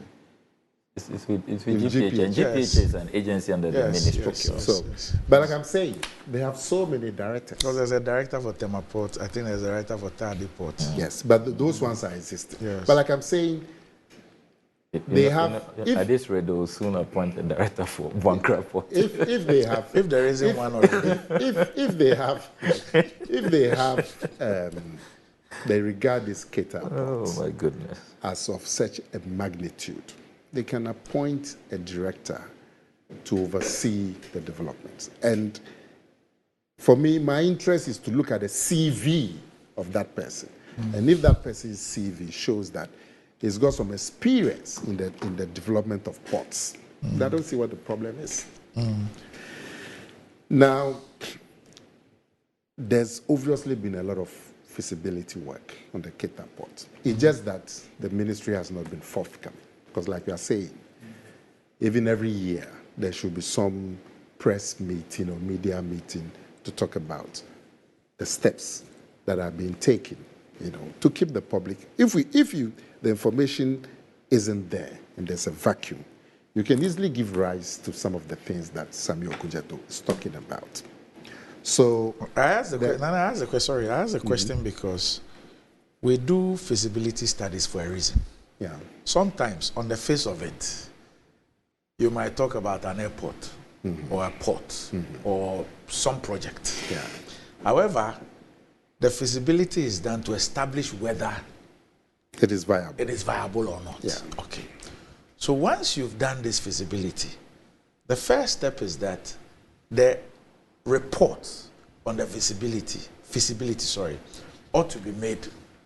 But you are saying what I'm saying. No. I'm just reiterating your point that the information gap should be bridged, that the ministry should provide more information. Because obviously some work is being done. There's been a director there in place for 4 years. Obviously, he's been doing some work. So now if they are moving towards physical development, and Samuel Kujato tells us they're now going to put up some administrative facilities in Keta, it means that they've done the feasibility, they are sure that that port is viable. Look, I don't want to speak for the ministry, because I don't speak for the ministry, but at some meeting that the ministry, because we also you operate in that. Yes, yeah. they were briefed about the developments in Keta Port. This was last year. 2023. And I asked some questions at that meeting regarding the viability because of the proximity of Lomé Port. And Lomé is a free port. So if you're going to do a port at Keta, it's going to compete directly with Lomé because it's just a short distance. For the next town. I'm told it's not free now. Lomé. Yes. Okay. But at the time that we were speaking, it was a free port. And so I asked that question, and some explanation was given that showed that they had done some feasibility and all of that about the viability. And then they actually told me that, well, this is a short meeting, so they would like to meet me. That's the director of Keta Port. Okay. They would like to meet me to give me fuller information. Okay. But this is about a year ago. So obviously some work is being done, but there's an information vacuum, obviously, because we don't know what has happened in the last 3 years or 4 years, what the director has been doing, what feasibility has been done, what does the feasibility point to? Because now if they are moving to providing administrative facilities, it means that they are happy with the feasibility and they think that they should move. And so that should be provided. Short of a question from Parliament about what is going on at Keita, I think the ministry itself should be, at least the director, the director who has been appointed, part of his job is to let the Ghanaian people know what is going to happen at Keita. If it's going to happen, it's such a massive project that it shouldn't be something that should be kept as an internal matter. With this Boankra thing, like I said, I don't speak for the ministry. Depending on who you speak to, everybody believes they are in the right.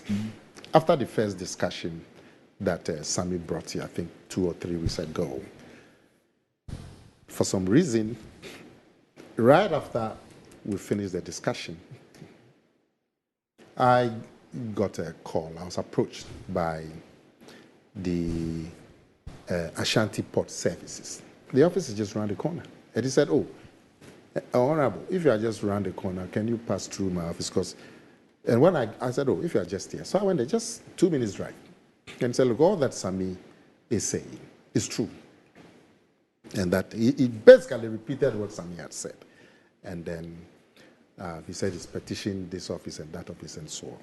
Incidentally, the consultant to the project, which is Vision Consult, which I didn't even know, Sammy mentioned it.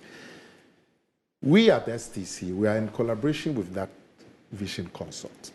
There's this chap, he used to be at DVLA. Oh, somebody should remember his name. Is it Apia? Noble Apia? Oh, yeah. Yes. They are these Vision people. And then one Dr. York. They are these Vision people. Okay. And we are doing some work with them in our valuation services at STC. They brought in new equipment, modern equipment, digital equipment, and so on. So we're in partnership with them. So incidentally, he called me and said, oh, Honorable, this thing, I heard you people talk about it on TV and so. So he came to my office, and he also came and briefed me. What he told me is that Ashanti Port Services, they won the tender. It wasn't sole source. They won the tender, but they have breached all the conditions of the contract that was given them. The timeline for raising money, they couldn't. They were given extension, 2 or so extensions, they couldn't. The project was at a standstill. The ministry, and you know, they went and cut sword, and Santehini himself was there, and for 2 years there was nothing because the Ashanti Port Services could not raise the money. So out of that desperation, the ministry had to find innovative ways. That's why they brought in GPHA, that you have some funding. So why don't you buy shares and invest some money so the project can kickstart? That's how come GPHA came in. And they were and of course, GPHA now becomes a shareholder. Now, if you are bringing shareholders, you should go to Ashanti Port.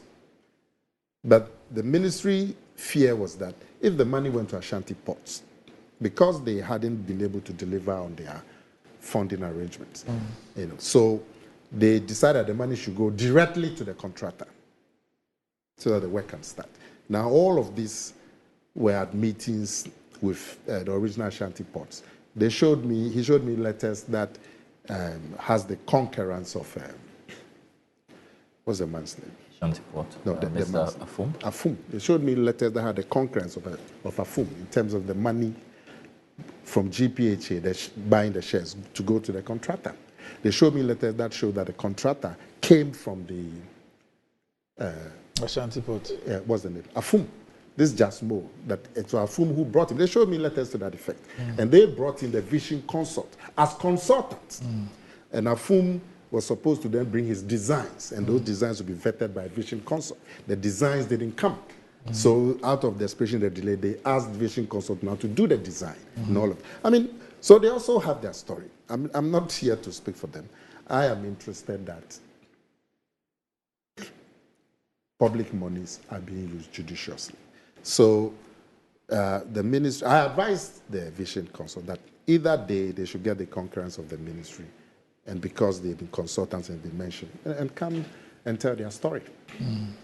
And at the end of the day, all of us. But obviously, since this sword cutting was done, you had the president there, there are Santihini there, you know. But now some work is going on because of some of this innovative aid that they are claiming they had to do because of the failures. Then eventually they canceled the contract with Ashanti Ports.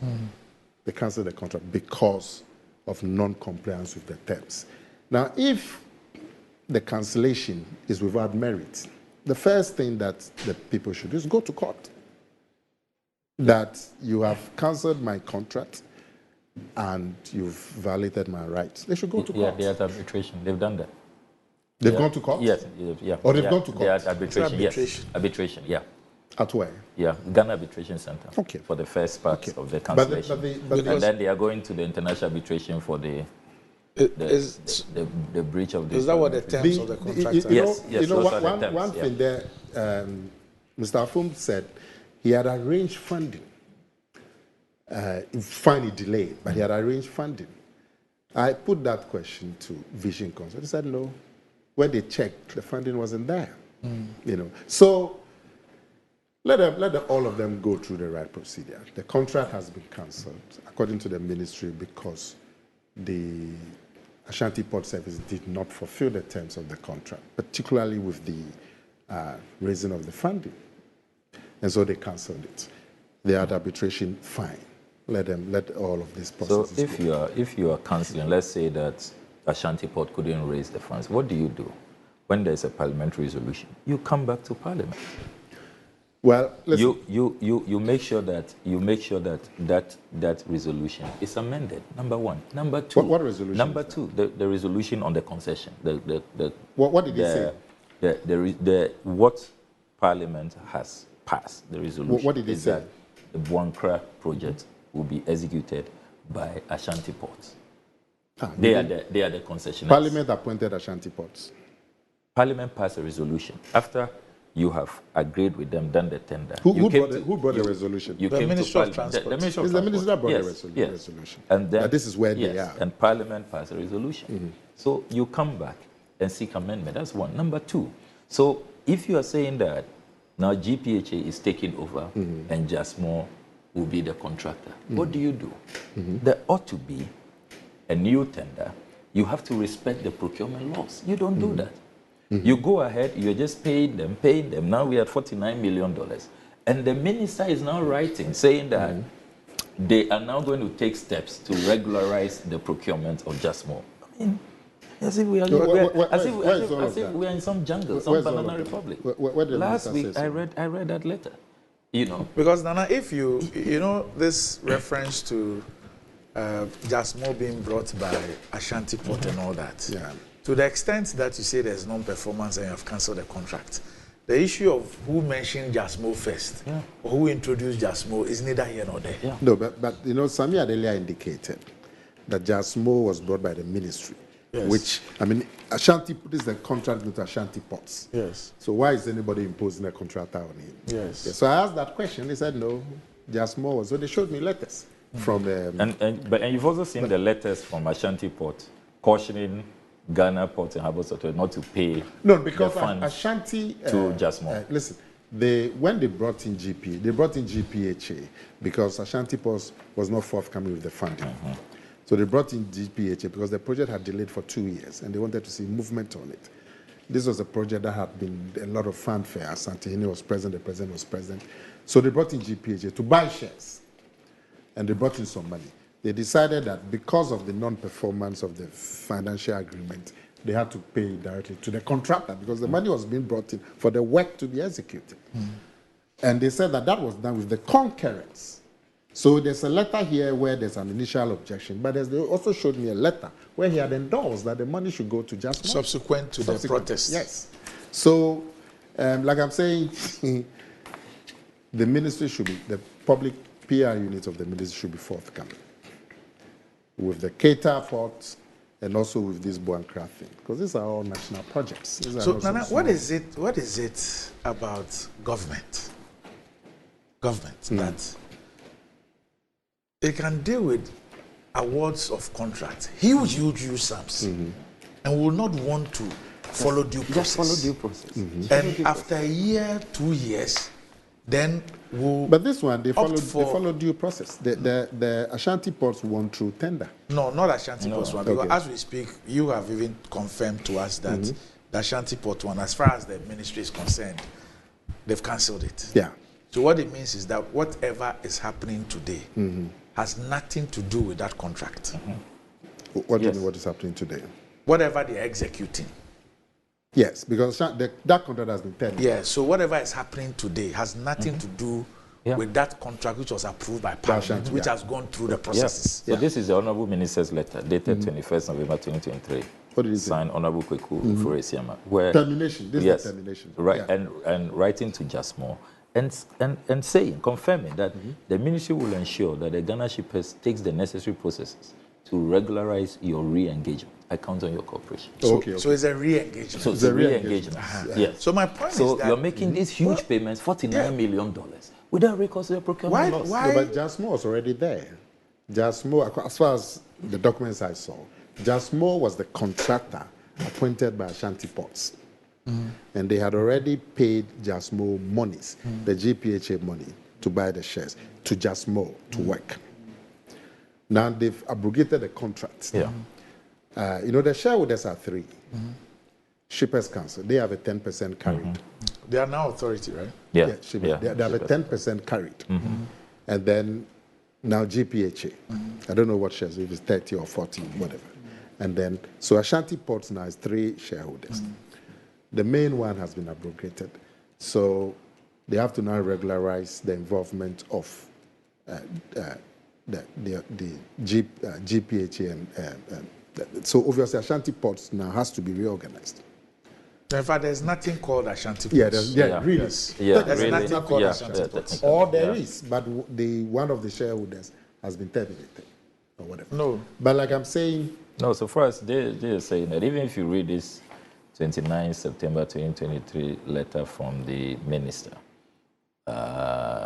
to the Director General Ghana Ports and Harbours Authority, it says that as you are aware, GPHA's payment for the shares has already been invested in the project, for which construction works commenced and are ongoing.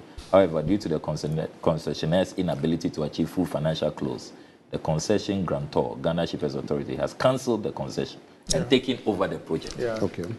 So if you've taken over the project, That's it. They've taken over the project. taking over the project, you must now follow due process and properly procure a contractor so that we can have But value that's for what, money. I thought that's what this letter says, that they are not going to take steps After the continuous payments, you're still making payments. There are three the ministry will interim ensure, payment listen, certificates. so the ministry will ensure the shippers can take the necessary process to regularize your re-engagement. But whatever it is. So what it means is that by this letter, they have been re-engaged Yes. without Without recourse to the process. procurement But law. they said they are going to take steps to regularize it because this is a situation where the contractor is already on site and money is paid to them already.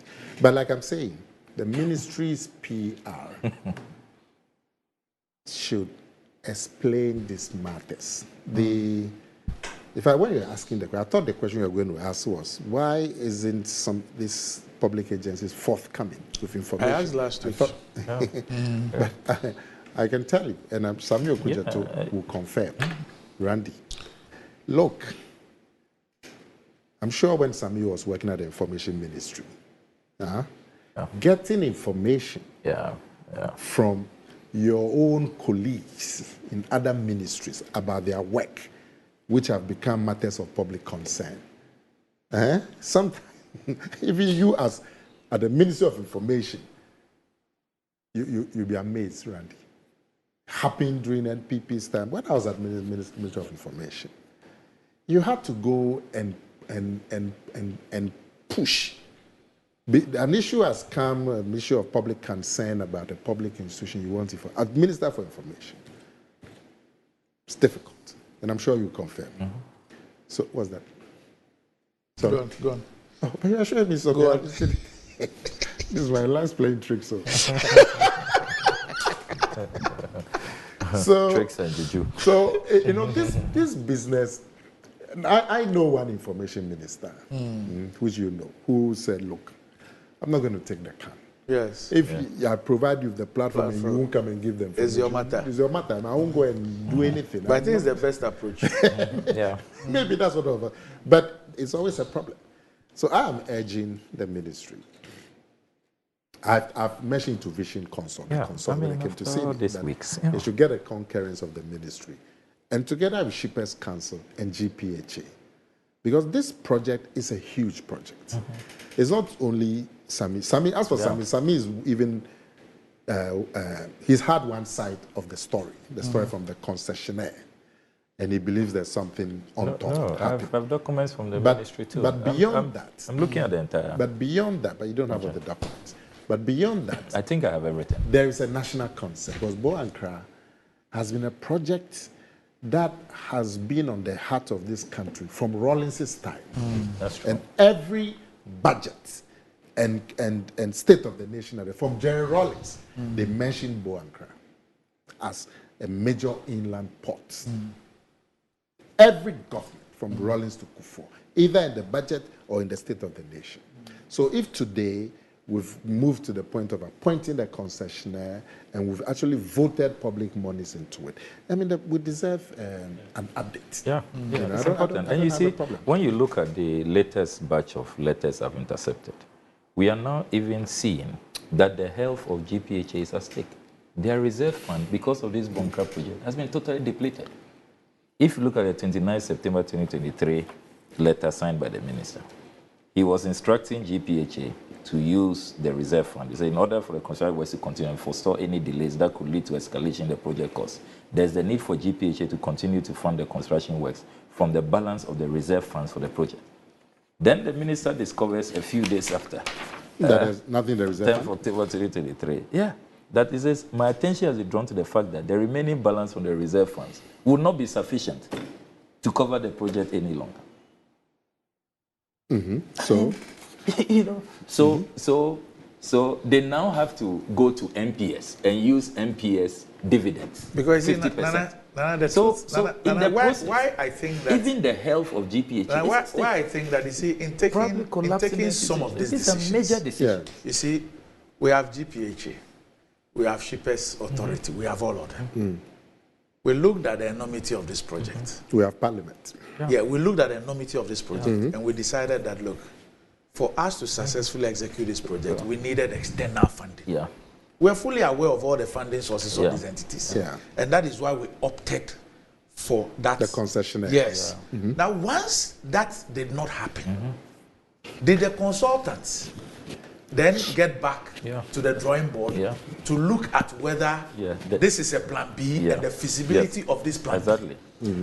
Upon which the ministry then decided that it will start issuing instructions to agencies under it to start buying shares and paying money to contractors and engaging and re-engaging contractors. You believe that when the concessionaire could not raise the money, the concession should have been cancelled and the process restarted? In fact, the concession has been cancelled. My point is that there is a new option. If you look at the actions of the ministry, it looks like the ministry has decided on a new option. You see, there's one thing, voting money to do something, to show that we've started.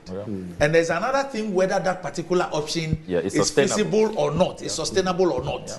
So that we don't have another national cathedral on our hands. Your contention is that when the original concessionaire couldn't bring the money, as far as the ministry was concerned, the project, the contract then should have been terminated and a fresh start made. It would have been neater. No, in fact, it has been terminated. What I want to find out is... It was terminated after GPHA had been asked to buy shares and committed funds. Yes. So all these activities... So just hear me out for a minute. I'm saying that after all the feasibility, the conclusion was that the best way to deliver the Bankra port was to have a concessionaire because it's going to cost us so much money. Exactly. So this is the best option. You opted for that option. along the way you realize that you couldn't deliver. Yeah. The concessionaire Yes. couldn't deliver. Yeah. This is not too different from the Motor Angels motorway project, Motor, yeah. where he said that we are going to do something costing $500 million. Let's get a concessionaire. It's your responsibility to go and raise the funding to come and do it. After some time, you realize that they couldn't raise the funding. So, Yamutu. Now, if you want to engage in a plan B or a different thing, you ought to also have feasibility, which shows that, And for example, start properly. this is how much money the GPHA gets every year. This is how much money Shippers Authority gets every year. Looking at this contract, the value of the contract and everything. And the ability of them to have money. Yes. If they are able to maybe set aside X amount of money every year, maybe initially we thought the thing would take 5 years. But within 10 years, we could do it. We think that this is the best option. Before you then embark on it. But what I'm saying, in the absence of any information, what I'm saying is that we made a promise, sword was cut, we brought the king there, and everybody there. But you see, you are saying, we must show that something is being done. but you are saying what I'm saying. You are saying exactly what I'm saying. That having the first option haven't failed, and the second option, for all you know, they did some feasibility. We need to know. But that's what I'm saying. That so the information should be forthcoming. Yeah, we need to I mean, when the consultant came to and sat in front of me, I said, look, if you have all this information and you believe that you are in the right, why keep your story under a table? You know? Now, you are the consultant. You are the consultant. Your company has been mentioned. You said initially the thing will cost about $4 million. Now it's gone up to some other amount. So your reputation is at stake. You need to mention how the $4 million was arrived at. The variation. And how did the variation come. So you Vision Consult, your reputation is at stake. If I didn't know you, I would have thought, what is this company that said $4 million and says $20 million, whatever. Then the shareholders, GPHA and Shippers Authority, they need to get the concurrence of the ministry so they can come out with information, because it's a national issue. And like I said, there's always a certain reluctance to release information that you don't know where it's coming. And that's why I give you the example. Even when you are working at the Ministry of Information and you want information from ministries and aid about their own work, or when an issue has happened, you know, they see you as a nuisance. I'm sure, I mean, when you have information, you heard it. And so one recent minister of information decided, look, I'm not going to get myself stressed over this. If you won't come, don't come. You know, that's it. But they should be forthcoming. And the ministry in particular over this Cater Port thing, if they're not going to go ahead to commit funds to put in infrastructure at Cater Port, they need to bring the country up to speed as to the feasibility and the reasoning for that, so we can all be in the same step. And also with Bonkra, you know. So I hope that they will take some action very quickly. If they don't, then maybe you have to go by the parliamentary option and bring them to Parliament. In fact, Sammy, as in Parliament, you can invite the committee can invite the director of Cater Port. And have a televised hearing. Or maybe GPHA, Shippers Authority. All of them. You can. And that's why, if it doesn't... Even with Ashanti Port, all of them. Why not? Even though they may not be able to appear before the plenary of Parliament, they can appear before a committee. You can televise your proceedings. I don't want you to come to that. But if no information is forthcoming, when you go, you have to invite GPHA and the Tema and Cater Port director to come. I think it's the committee also. I mean that's why sometimes I say that I'm not happy with the way the Parliament is panning out, even with these numbers. You know. So anyway, so now you were during the break telling us about the former MP who's passed on. Yeah. It's called Kwadwo Ephraim. He wasn't one of the very loud MPs like me. You know, he was very calm. Kojo Esiedu Ephraim. Okay. I think Kufuor's time he was deputy minister Yes. for communications or something. Yeah, he's passed. And So a finalist today. the AE2 is going to be commissioned today. The new Kumasi Airport. Nana Ajiman Prempeh the First Airport. That's the name. That's the name. Nana Really? Ajiman Prempeh the First It International will no Airport. longer be Kumasi. No, you've forgotten that we were officially told about that name and then the name for the Tamale airports, which they had the Tamale then one, issued a statement to say they disagree with and all that. So this is supposed to be Nana Ajiman Prempeh the First International Airport. I think so. I think it's this morning. Okay. I mean, it's a magnificent building. I'm sure the NPP, the NDC had an input into it. The NPP too had an input into it. It's a national effort. I would wish that all parties are represented. The name. Is that Apiati? The city MP was not invited. At Apiati. That's the one we're having the earlier discussion. Okay. That's the text that was sent to me. The city MP was not invited. Maybe he had traveled. Maybe. Yeah. Talking about that, Professor Mills used to do something very beautiful. When his commercial project started by his predecessor, he invites his predecessor. Which one? You don't remember N1? N1. But that's a new N1. project. N1. Then there was also the ABBEY, the ABBEY Dam project. Yeah. Bui. Yeah. Yes. Did he invite? No, Yes. Bui wasn't commissioned by Professor Mills. Who did it? Bui was commissioned by President Mahama. Yes. Then Yes, he yes. invited the previous government. Which one? Yeah. Who did he invite? Yeah. Who did he invite? President He didn't Kufuor. invite President Kufuor. Yeah. He didn't invite So But the point is that. So you know that because of that, Terminal 3 has not been commissioned. You recall? Yeah, we know it's not been commissioned. It's Why? not been commissioned. Why has it been commissioned? You don't want to invite President Mahama? How can you come to that conclusion? Some of your conclusions are bizarre. No, we don't have time. Let's deal with the yes. The So why have you refused to commission it? Why have you refused to commission? No, you mean you see mean- an obvious conclusion. You don't want to. You don't. please, The please. conclusion is staring at you in the face. You don't want to don't accept come it. and beat us. No. You mean No. you I don't beat you anybody. mean if they commissioned it and they didn't invite Mahama, they can't commission. Because they will be criticized. You know, you just. stay But you are away still from it. criticizing it for non-commissioning. So what is it? Now and I would think that the name, I would wish that the name of the airport be maintained, Kumasi Airport. Why? And then if the terminal building can be named after the great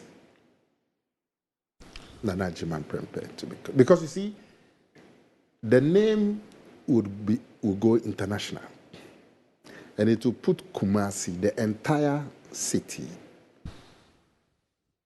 on the map, because people traveling from Japan, Canada, everywhere, the name Kumasi will stick to become, I say. So if you have the terminal building named after the king, that's fine. But because it's going to go all around the world. That name of the airport is going to go to AITA, it's going to go to everybody, everybody's tickets, every international traveler coming to that place will have. And it will rather project the city, But I'm sure they've done their consultation, and this is what they want to do. I mean, well, this is certainly another welcome development. I'm glad that this project was not abandoned. It was continued. We have to credit the vision of His Excellency John Dramani Mahama, who has attained the enviable nickname of the nation builder. It was under his watch that this project began. He secured funding, negotiated it, also made sure that we had other airports in Ho. For the first time, the people of the Volta region also have an airport, which we are looking forward to its full operationalization. Then the Tamale airport as well. So when it comes to infrastructure, many pundits now agree that President Mahama is quite unmatched in the Fourth Republic. So let me commend the government for continuing that project. There's so many projects President Mahama started which remain abandoned, but at least this one was continued, and we hope that it will help to really give us that international, visibility that we need. The Ashanti region is a very, very strategic region for us, not only economically, but even in terms of tourism. There are many people who want to fly directly to Kumasi. You don't want to fly to KIA and then have to do another transit flight to Kumasi if your business is in Kumasi and you want to move directly into that. So it's a very significant initiative, and we should see more of that. We should see more of that so that we can begin now to have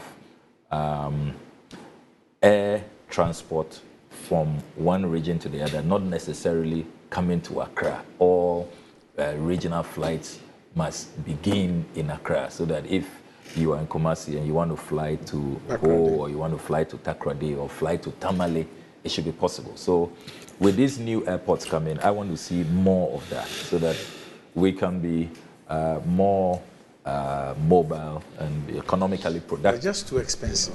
And hopefully the airfares. Hopefully the airfares. They're out of the reach of a lot of people. Yeah, it's so sometimes when you don't have very heavy traffic on that route, it becomes what happens to a loss-making thing. The whole airport is not being used. Yeah. Yes.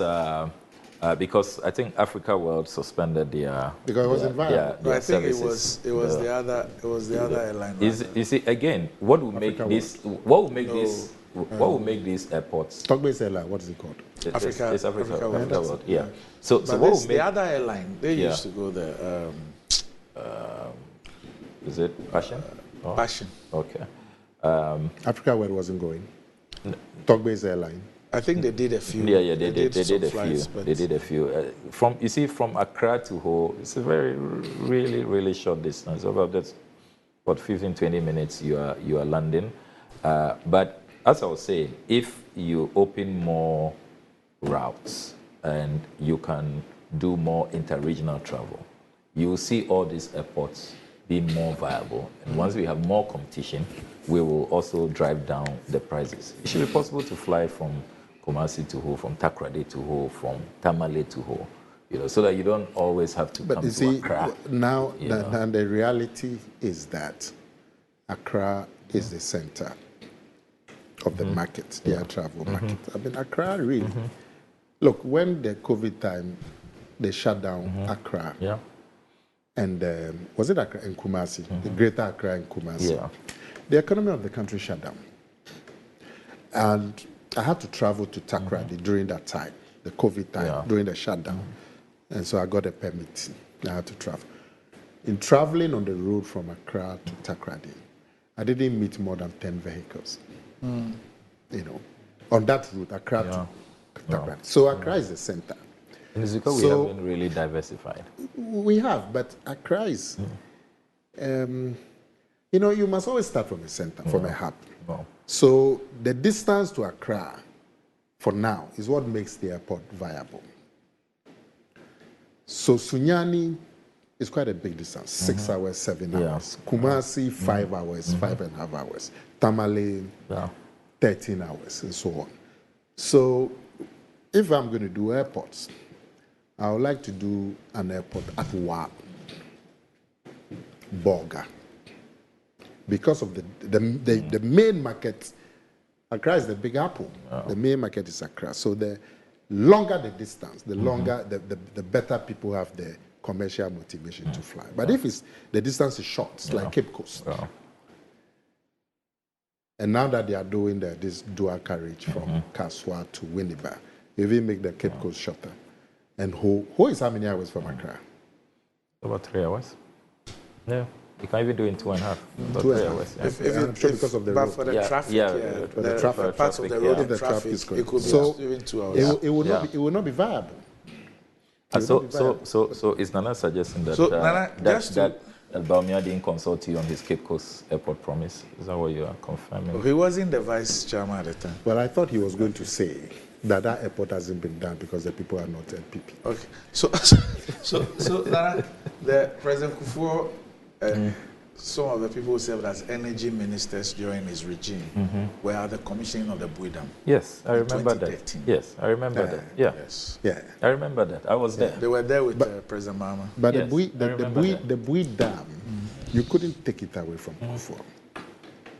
I'm not sure that was. I think that when he raised it, you cast some because doubts you on it. were So I just want to doubting. check. What was the point that you raised? Yeah, that's, it's beautiful when you show this national cohesion, invite your predecessor who You see, started a project. listen, you see, my this point. petty politicking of trying to See, take all the credit. It's My not necessary. my point is slightly different. Because that's why when you said Mills, President Mills did a Kufuor for N1, I said that is the only one. And you said A. No, my point is this. It doesn't matter whether President Kufuor had an input Or not. or not.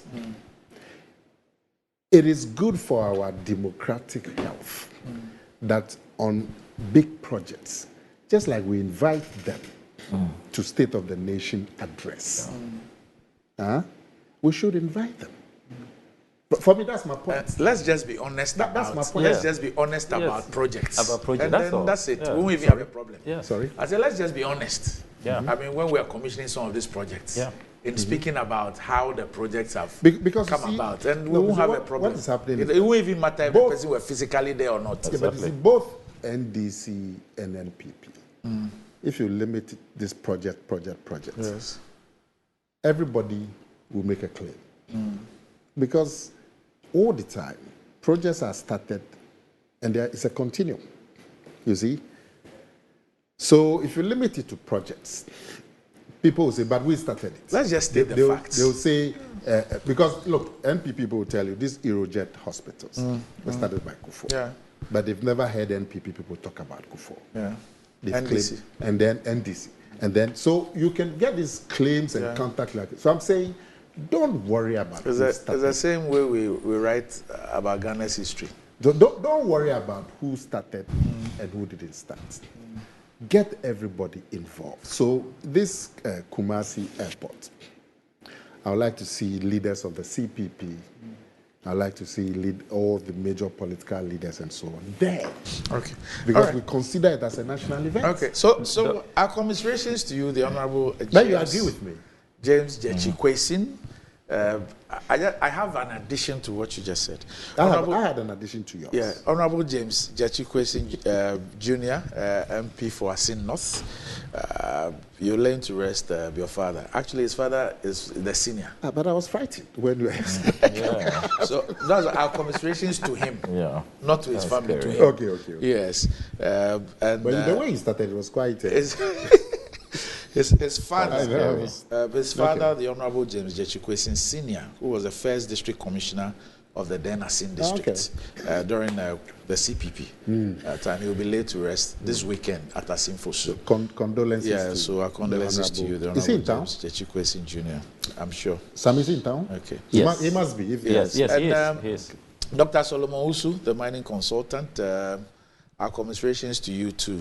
You're celebrating the life of your mother, Oba Penyin Teresa Asari, who's known as Mami NPP, at Obuasi this weekend. So, Who's this wise woman?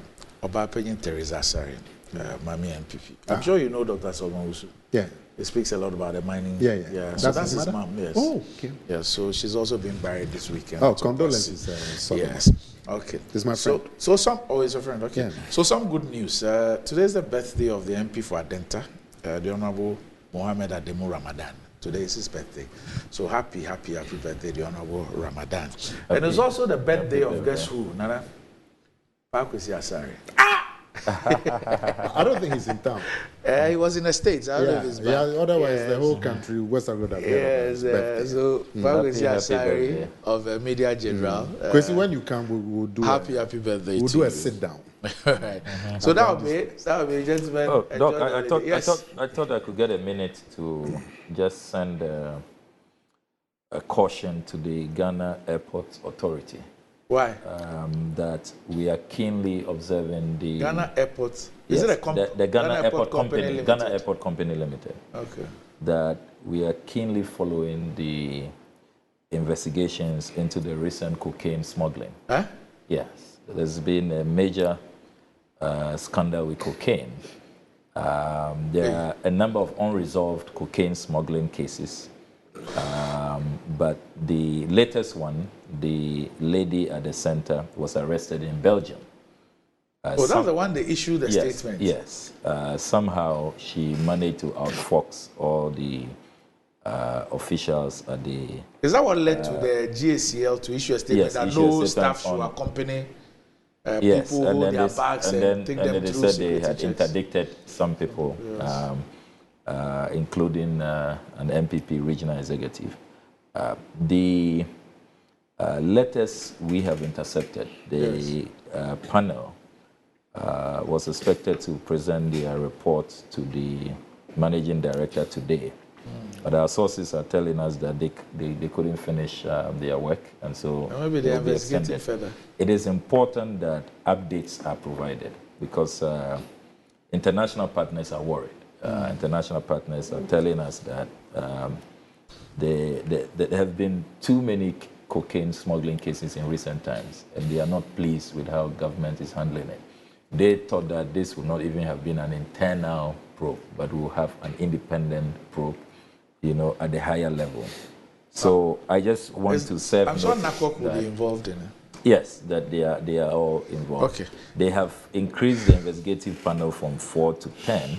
Okay. And we just want them to know that the minority is keeping an eye. Okay. We are not going to let this matter slide. We all know the dangers to national security, to the health of our people, if these drug smuggling cases.